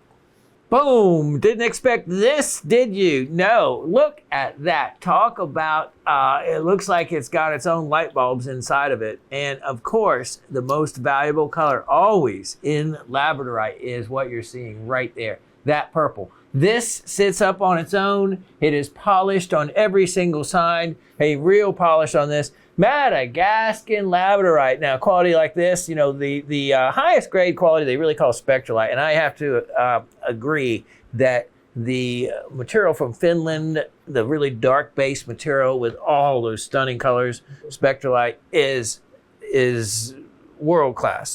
There's nothing better. But in the world of labradorite, a specimen like this makes that level of quality. This is a world-class specimen. This is from my own collection. I should really say Raven's collection. She has some stunning labradorite, as I've shown you before, and her carvings of skulls and labradorite and whatnot are amazing. But she parted with this one. Look at this. There are several spots of purple. You can see them over here, this, and wow. little spots everywhere. Look at this. And you change the angle, and then you can get that purple orange coloring. And as we come away from it, you can just really get a feel for the extent of the vividness. You know, that's the other thing about everything from opal to moonstone to anything that has a amylite, a reflection. There is a level of it that even like in canary or yellow diamonds, they list, it's not just yellow, they list to the extent of the brightness. There's a brightness factor or a vivid factor for, in the case of diamonds, being the highest grading they give a amount of color. So it could be like a vivid purple diamond, let's say, if you had it, or a vivid yellow. Well, this, in the case of labradorite, you have such a bright refraction and dispersion of colors at a level that would be and could be listed as vivid if they graded them as such. And it's really neat, even all the way down here in the corner. And that's what's so nice about this is all the colors you get at the slightest turning of it, or in the case of displaying it in the sunlight, even as the sun moves in the day, you will get a different look to it. I love the mix of the blue. This almost looks like it could be a map of land masses and water. Now, turning it over, the color continues on. Let's see around the top here, and boom, look at that. Some of the best purple is actually on this side. And then you have a really neat, just look at this, like almost like sheen obsidian, this play of color in the labradorite. Now remember, labradorite is a feldspar. It's a plagioclase feldspar. And so being a feldspar is, related, of course, to the moonstone family and others. And look at these. There's a deeper color I just noticed right there, hidden a little bit below the surface, it looks like, which, of course, you got to stop at some point or you're going to cut through the color. But this definitely has a incredible display side. Nice. The thing about it is most of this material is sold by weight. And so you get that, this could be 2 inches deep, 3 inches deep, and still only have that face of color, yet pay for all that additional weight. It's kind of like Boulder opal. It's like you can't evaluate Boulder opal in a price per carat situation because you can have all kinds of ironstone from the thickness and changing the way and break it down that way. No, it's more, the look versus the surface area, the size. Price on this, world-class specimen, only $128. $128 on that. Stunning.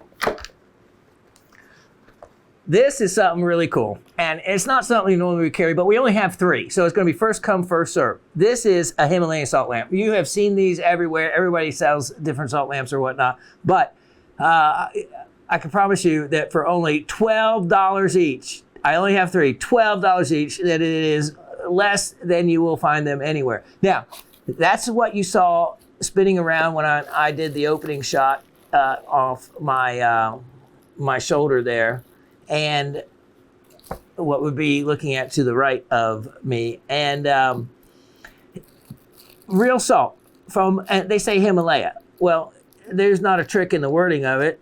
Right here it says made in Pakistan on the bottom of it. So just so you know that for those of you geographically unsure of where the Himalayas are relative to Pakistan, well, Pakistan borders the Himalayas, as does India, China, and Nepal.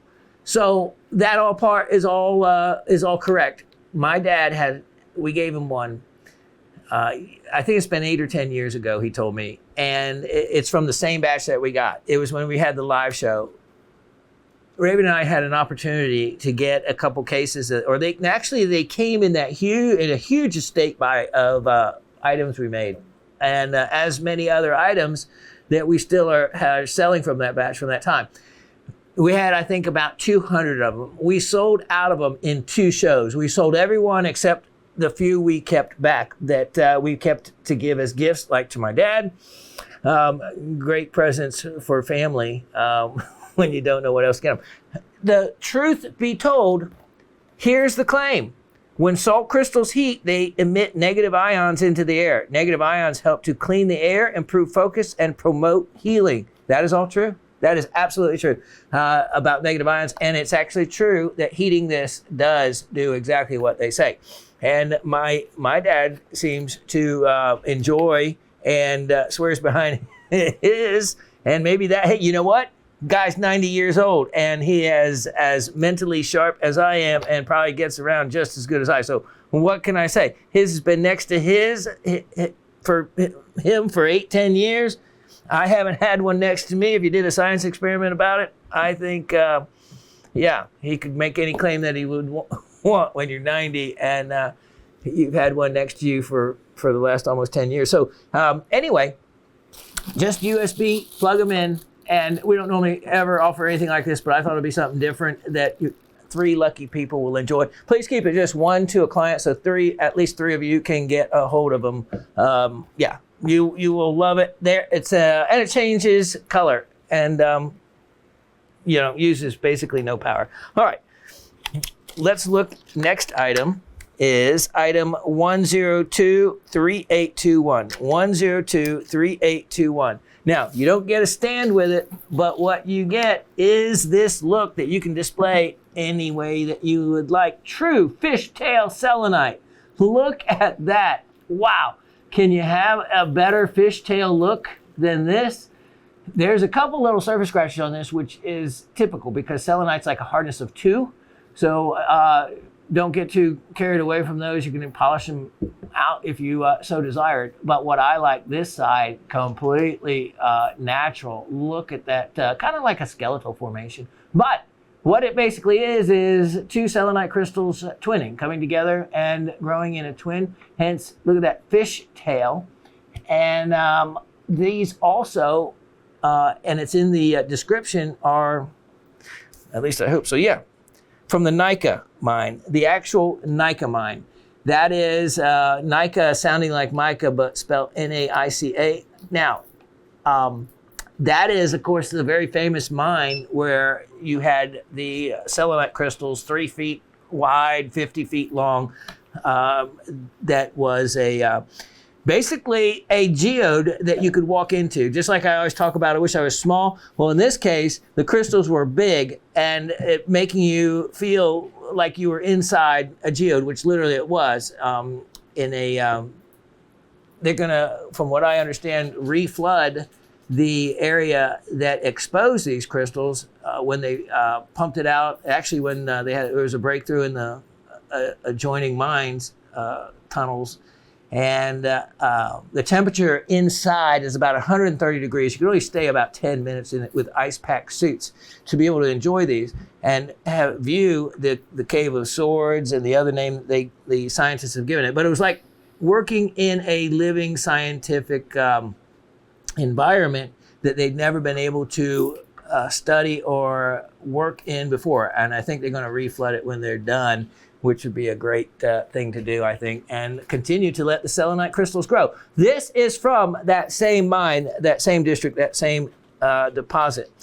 Selenite, of course, from Selene, named for the moon. The moon, and of course you can see why, because of that reflection that coming from them. Now, in the metaphysical community, they believe that selenite can help with communicating with angels and for guidance. It's also the stone of truth and honesty.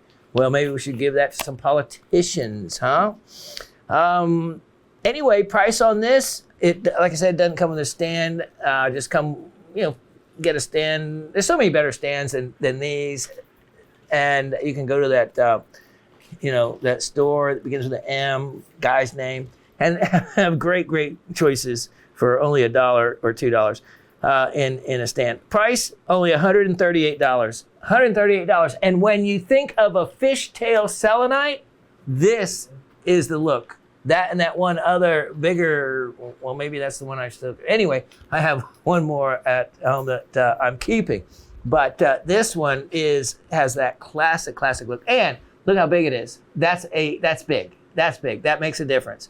$138 on that. All right, now, let me show you.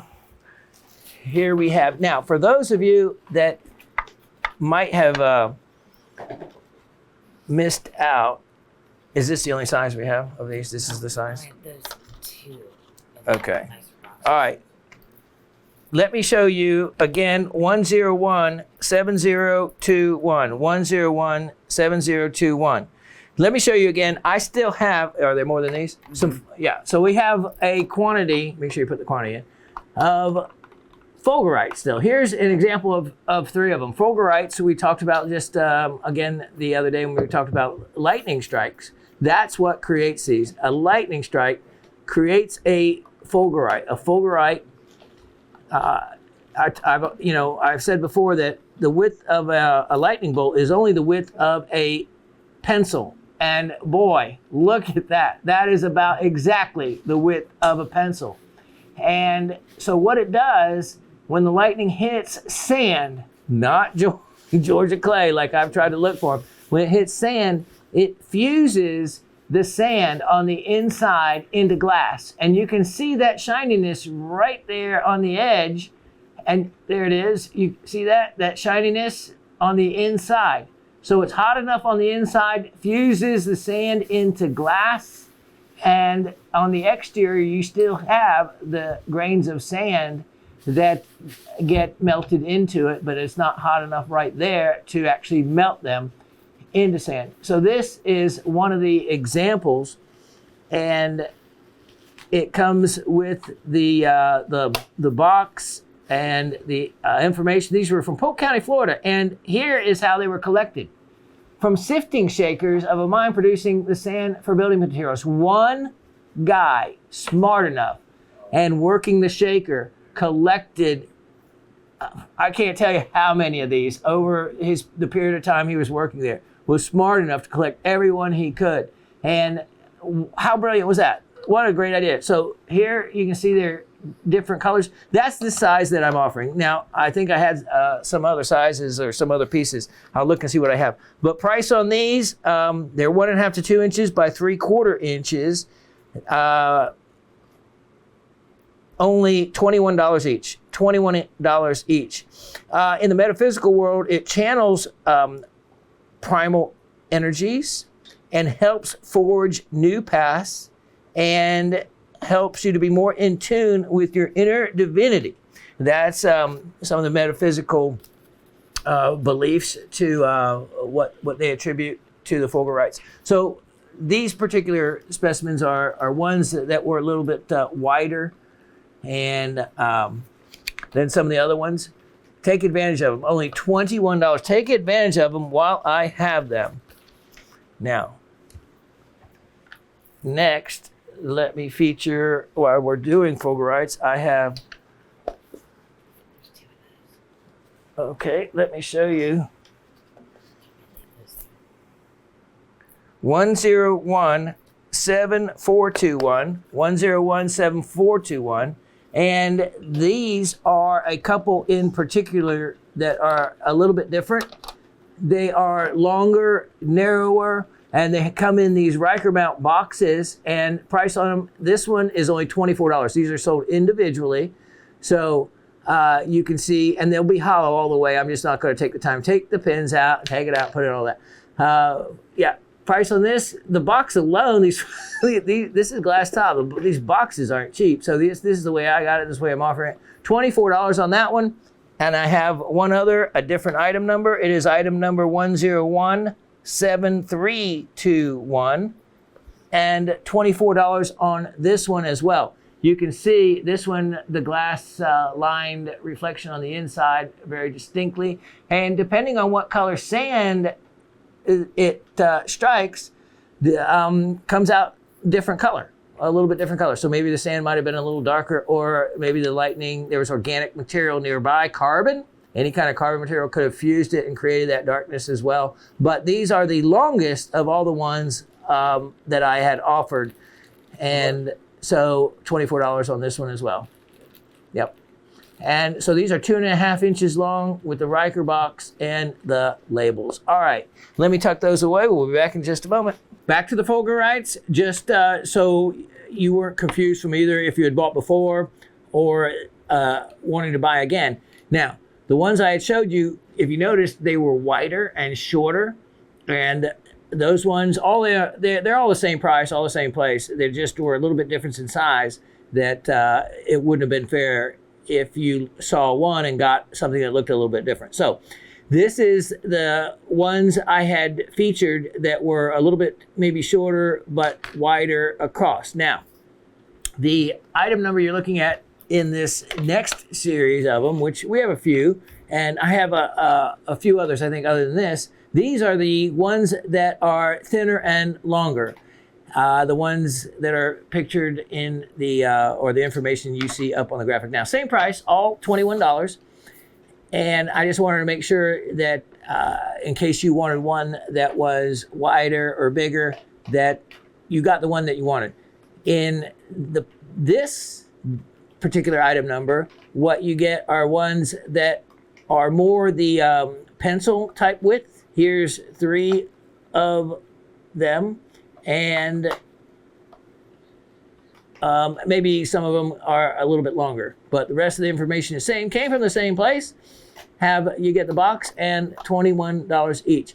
So go with that item number, or if you wanted one that was wider, then, the one that was wider, then go with the item number of the ones I showed you before. If you wanted the longest and biggest ones, they were the ones in the Riker mount box that were a few extra dollars, which really is the cost of the box. So you had separate item numbers there. Now, let's get back to Mother Nature. Even though lightning created these, fulgurite, great name given to them, but just think about it. They're not organic. In other words, it's not coming from a pearl. I mean, not coming from an oyster or an ammonite. They are coming from a lightning strike, which is, I don't know, just a unique way to make a mineral specimen.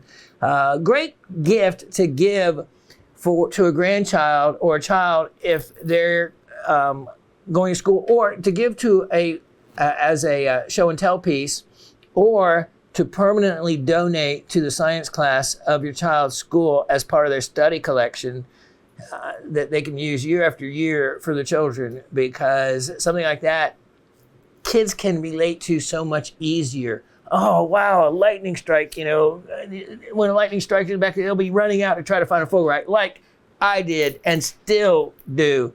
I keep thinking I'm going to find one in Georgia red clay. Not going to happen. What is it going to do? Make a clay pot or something? So anyway, okay, let me get back to a rock. 101 5021. 101 5021. $21. Same price as the other ones I had featured, except the Riker mount boxes were the only ones that were a little bit more and had individual item numbers. So $21, and we have more than the 3 that you see there. So feel free, get more than one if you want. We have quantity. 101 5021 is next. Stand doesn't come with this. It is for decoration. It is for my purposes only. Look at this. Talk about, this is natural color. Natural color Calco Pyrite. And I love it. I love it. You can see one way to tell it's Calco Pyrite as we come in and look at this closer is you can try to find a cubic crystal here somewhere, which out of this many, if it was pyrite, there would be a crystal in a cube form. Well, none of these you will find are cube. But if you look up the crystal shape known for Calco Pyrite, it would translate and look very much like it. Now, the background crystals that you see in this, oftentimes they can be dolomite or calcite. In this case, it's calcite, and I believe that there will be a fluorescence to them as well, but I'll let you check that out to be whether it's the case in these as well. So there's wonderful little crystals in the background. But the neat thing about this, if you want the color of Calco Pyrite and not have the iridescence, which is kind of unusual because most of the time you're going to get some, this one, all natural color, all natural color. I think I did mention before that some of the Calco Pyrites are heat treated, and that will bring out that iridescence that is so well known in Calco Pyrite, and a lot of people really like that. This specimen is only $68 on this, only $68. Now, let me show you what I am referring to, and that is item number 1024321. 1024321, and that $68. Do we need to put it back? Yep, put that back so we can get a screenshot. $68. Yep. Oh, wow, look at that. That self-displays. Well, who needs a stand? That is, that really very securely self-displays. Wow, I should have added extra on that. Anyway, only $68. Now, going to item number 1024321, look at the difference. 1024321, countdown. Now, I do not know whether this one, for certain, whether it is a natural or whether it is been heat treated. With the different colors, it could very well be natural, because it's not like all of them are the blue, purple iridescence. You get a different iridescence. You have natural color ones along here. So if I was thinking about it and studying on it real hard, I'd probably want to say that they were a natural color. But it's something that I couldn't for certain say. I just haven't heat treated any Calco Pyrite. Surprisingly, that is. Now, the background crystals in this are dolomite.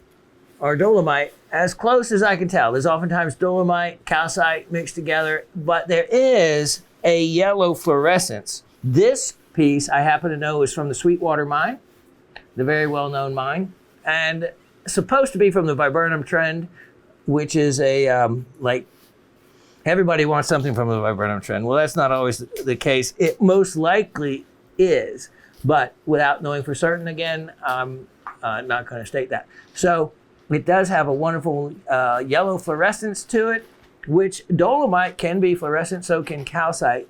But looking at the crystals system and other information, I believe the other one was calcite. This was dolomite. They actually have a completely different look, so I'm pretty confident of that. You have just a nice kind of a quartzite matrix to a lot of that, and just beautiful blend of colors to this for Calco Pyrite. Price on this, only $118. $118. The fluorescence is quite remarkable. So if you want a neat fluorescent specimen, that would be one to get. Now, I don't want to completely run out of time. I know I have been talking about showing and talking about glass filling. We haven't done a little educational segment in a while, but let me take one moment here and come right back and see if we can't cover that for you real quickly. This is difficult, so it's only going to be for a moment.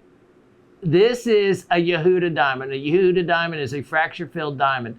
And one of the tells that they do is they put in it something that causes a pinkish to purple reflection in the stone. And let me see if I can bring that out to you and show it to you. It will be at about 9 o'clock.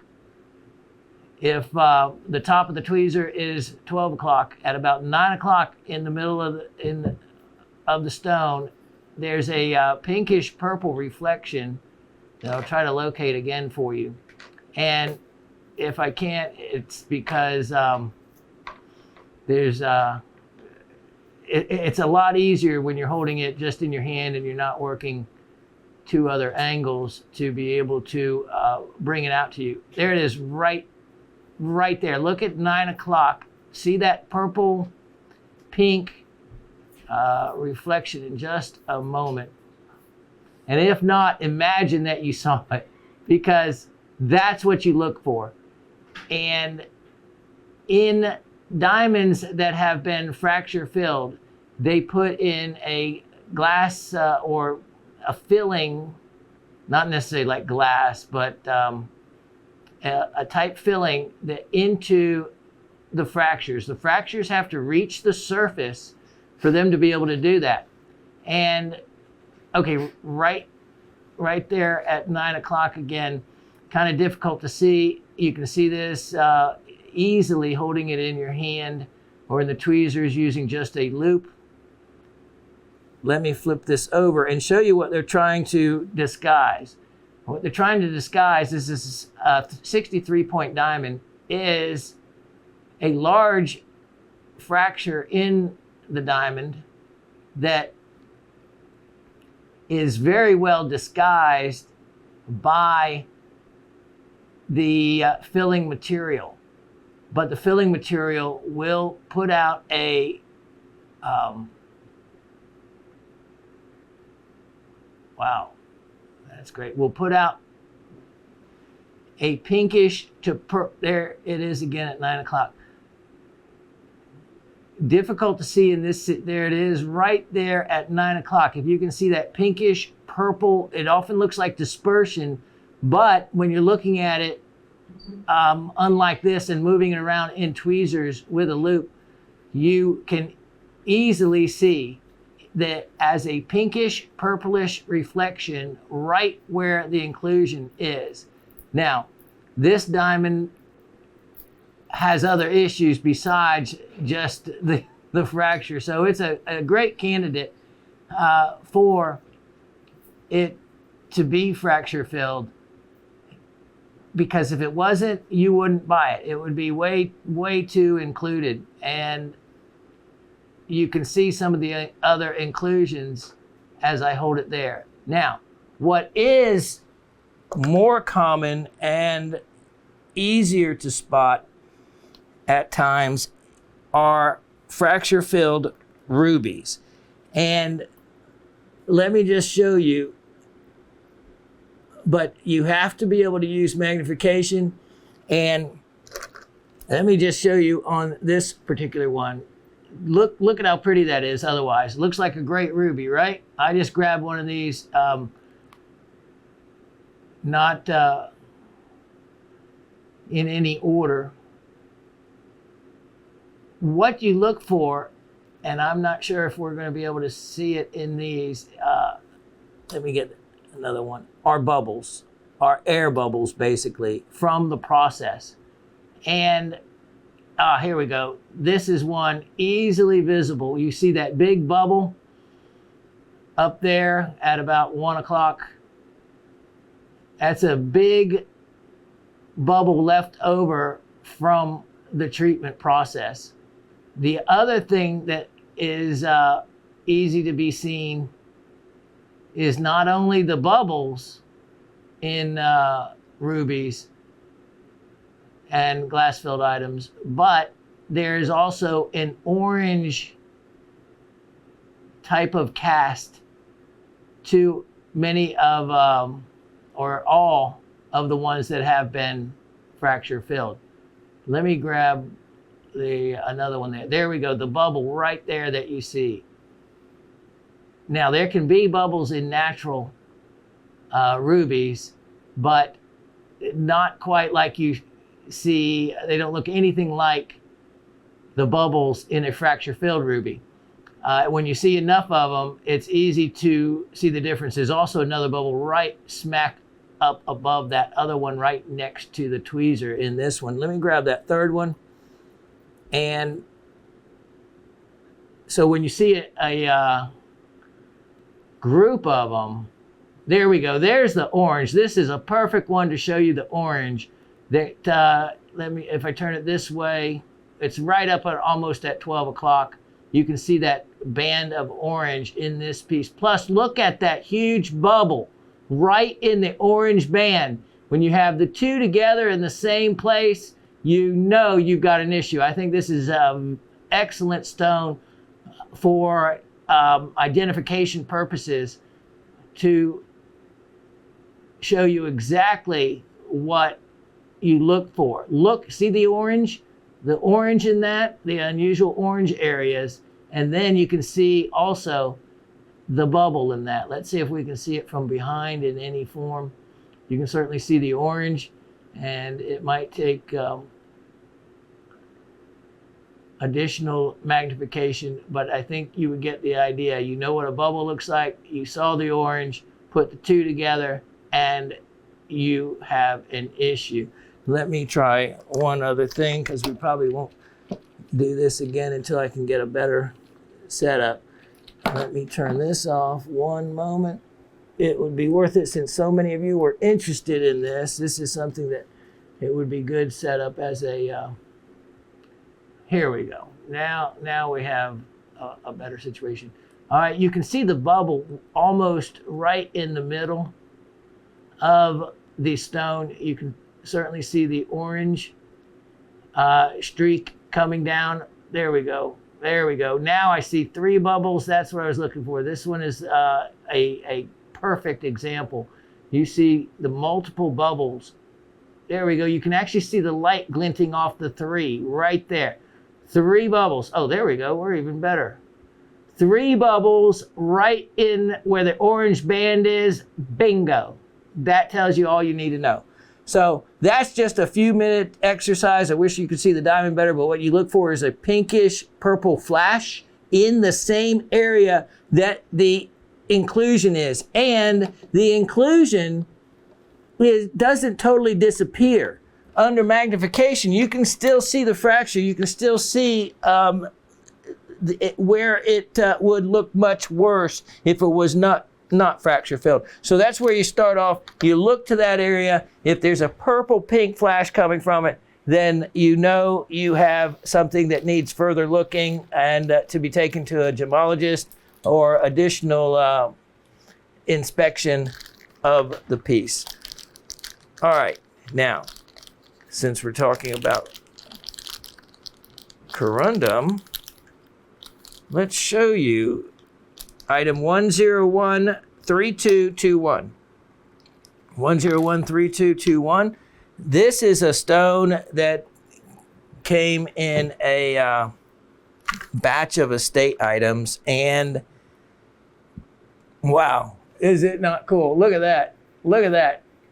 This is a really old native cut stone from some time ago. It could be greatly enhanced in a recut, but I love the look of it for being a white sapphire. Yeah, circa 1970s. You can see some of the silk in it, actually. I'm not sure whether it's been, of course, without papers, you know, I can't say that it hasn't been heat treated. It very well, seeing that I can see the rutile in it, being that silky look in the middle. This is another good one for educational purposes, actually. I'm going to bring it to the edge for just a moment and just look at it for a moment right here. Dave, sorry. And show you the silk, which is the fine rutile. And I'm showing you that because that is what heat treating will melt into the stone. The cloudy areas basically is what I'm referring to. There we go. Oh, that's the shot. Look at that. You can see the streaking of the rutile in straight lines like rutile loves to form. And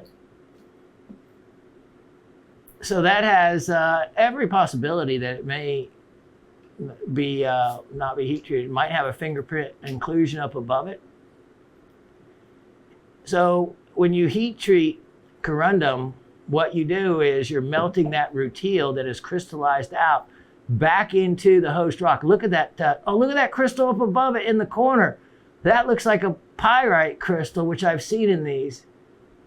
I'd have to look at it closer, but that is another recognizable crystal. It could be an apatite crystal I've seen there's over 50 different minerals that have been found in sapphires and rubies for inclusions. So this is a very interesting stone. Wow. Carat 68 emerald cut. Price on this, it's, you know what, I don't know, probably shouldn't at all, but I'm going to put a little bit of a discount on it from what it was. How's that sound? It was $67. I still for $58. $58, and certainly worth that. If you recut that, you could get a really bright stone. And remember, corundum, unless it has been heat treated, is going to have some rutile or other inclusions in it unless you pay a lot of money for it.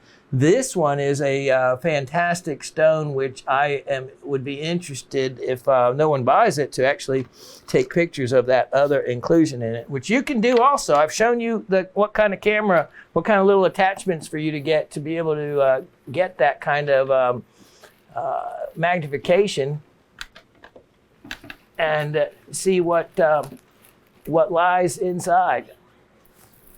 All right, now, let me showcase something else for you. Since we were doing some Reynolds County material, let's look at 1001921. 11921. That's probably easier said. 11921. And let's go to Reynolds County. A lot of you have taken advantage of these pieces, and look at one I have left. This is a beauty. Druzy quartz from Missouri. Sale price on this, only $32. Let's go in close on it real quick. We only have minutes left with you. Look at that. Look at that. $32. $32. It's not going to get any less than that, and I should not even offer it up for that. Wow, that is a sale indeed. Price on that one. Wow. Let me make sure. Okay, and let's see. Let me grab one other item here. This is a beauty. You know what? We've almost escaped the whole show without showing a zeolite. Can't have that. Zeolite family, one of my favorites. Raven just said this. She loves this one. 928119. 928119. Look at this one. Yeah, she loves this because of this almost a bow tie. Very close. Look at the still bites. And look at the actual curve to that still bite. That's interesting as well. Then the pink Hulandite. So the base behind this is pink Hulandite. You have still bite here, you have still bite here. And then you have apopholites up here. So you have apopholites here. You have pink on a pink Hulandite base. And look at these. Look at these. You have some beautiful little clear apopholites as well on this. And now, look at these other still bites on the pink Hulandite. Now, some of these make me wonder if I shouldn't re-look at them for the Lomontite. Look at that clear one right there. Oh yeah, that gives you a much better picture of what's going on with this specimen. Dave doing a great job with one of the hardest things to shoot is my stuff. That's why I really like him doing the show. And remember, here's a new item that I haven't actually put in the descriptor of many of the others. The green is celadonite, or however you would pronounce that, celadonite. The celadon, the sea green mineral, and then the white could be Gannardite, which most likely it is. So 2 additional zeolites, I'm for sure on the celadonite, and I'm 95% sure on the Gannardite, filling in those places. So you're talking about 5 different zeolites in this specimen. Price on this, only $44. $44. Imagine what that would be on the internet. All right, I think we have much more to do, but we're going to wrap it up right here, and we'll be right back with the trivia question. Nope, it's not another specimen for sale. This was the free item, which Miss Barbara had won, but this is the one that involves the first trivia question, and that is, what is the other mineral found with the mica matrix that is from the Astor district in Archu, Pakistan? The mineral is found in, what I mean by mica matrix is, forget the fluorite, this matrix that you have seen before with this yellow powdery or kind of friable, I guess is the best word, friable material, and muscovite mica. You have seen many different specimens with that mineral that is associated and from the same place this fluorite was from, and associated with this exact color and type matrix. What is the name of that mineral? That's question number 1. Question number 2. All right, so you're not going to get to see that specimen again. That is going to be tucked away and be prepared for shipping to lucky Miss Barbara. So that's it, but you'll be able to see it at home as much as you want. The second question is this: what is the name given to the black base color labradorite that comes from Finland? What is the name associated with the type of labradorite that is more of a black base and that comes from Finland? Good luck with both of those. All right, so I had a great time today. Hopefully a lot of you will take advantage of those very cool specimens and gemstones. And you know what? The weather's getting a little cooler here. It's a rainy day out today, but I don't mind it. Keeps things, again, a lower temperature. I'm ready for that. I'm ready to get old 2 buckets, the excavator out, and do a little digging. And hopefully I'll be able to do that and have some results here over the fall and over the winter. I'm looking forward to it, and looking forward to trying to get some of my health back, get some more exercise back without hopefully triggering any of the symptoms. You know, everybody just, you know, do the right thing. Do what it takes to, you know, keep us all healthy and safe. And maybe we can get back to whatever normal was, which I think a lot of us is forgetting what normal even was. And but I know it was better than what we have now. So let's do our part and get there. That said, I you know, look for rocks, go digging, step on Mother Earth, get outside, breathe the fresh air, and you know, don't forget that from where we all once came from, which was Mother Earth, which was chemicals, which was atoms, which is molecules, which is all the stuff I love to talk about. You know, our bones is a hydroxyapatite. That's chemically what it is. Our bones, it's not a calcium carbonate, it's a hydroxyapatite. I could go on because that's what we're about. We're about the same things we're learning here, just without an "ite" at the end of it. Remember that. All right. Take care again, and I thank you all for your support. Don't forget to watch the How It's Done or the How-To series of videos of episodes, about 30 of them, and you will be so educated. Don't forget also, you can go back in the 4 archive shows. Anything of inventory that you see in those, call up 24/7 like you would here at Gem Shopping at any other time of day and see if they're available. If they are, they're still ready to available to be shipped. All the show inventory gets put up and gets except free items gets put up and it is available to be shipped immediately upon you desiring it. So keep that in mind as well. Okay, so I'm going to see you a week from today, hopefully, and you know there's always going to be some neat surprises in there for you. One more thing, I still have that you're going to love, because you're going to love the additionally discounted opportunities on them also. So don't miss a thing.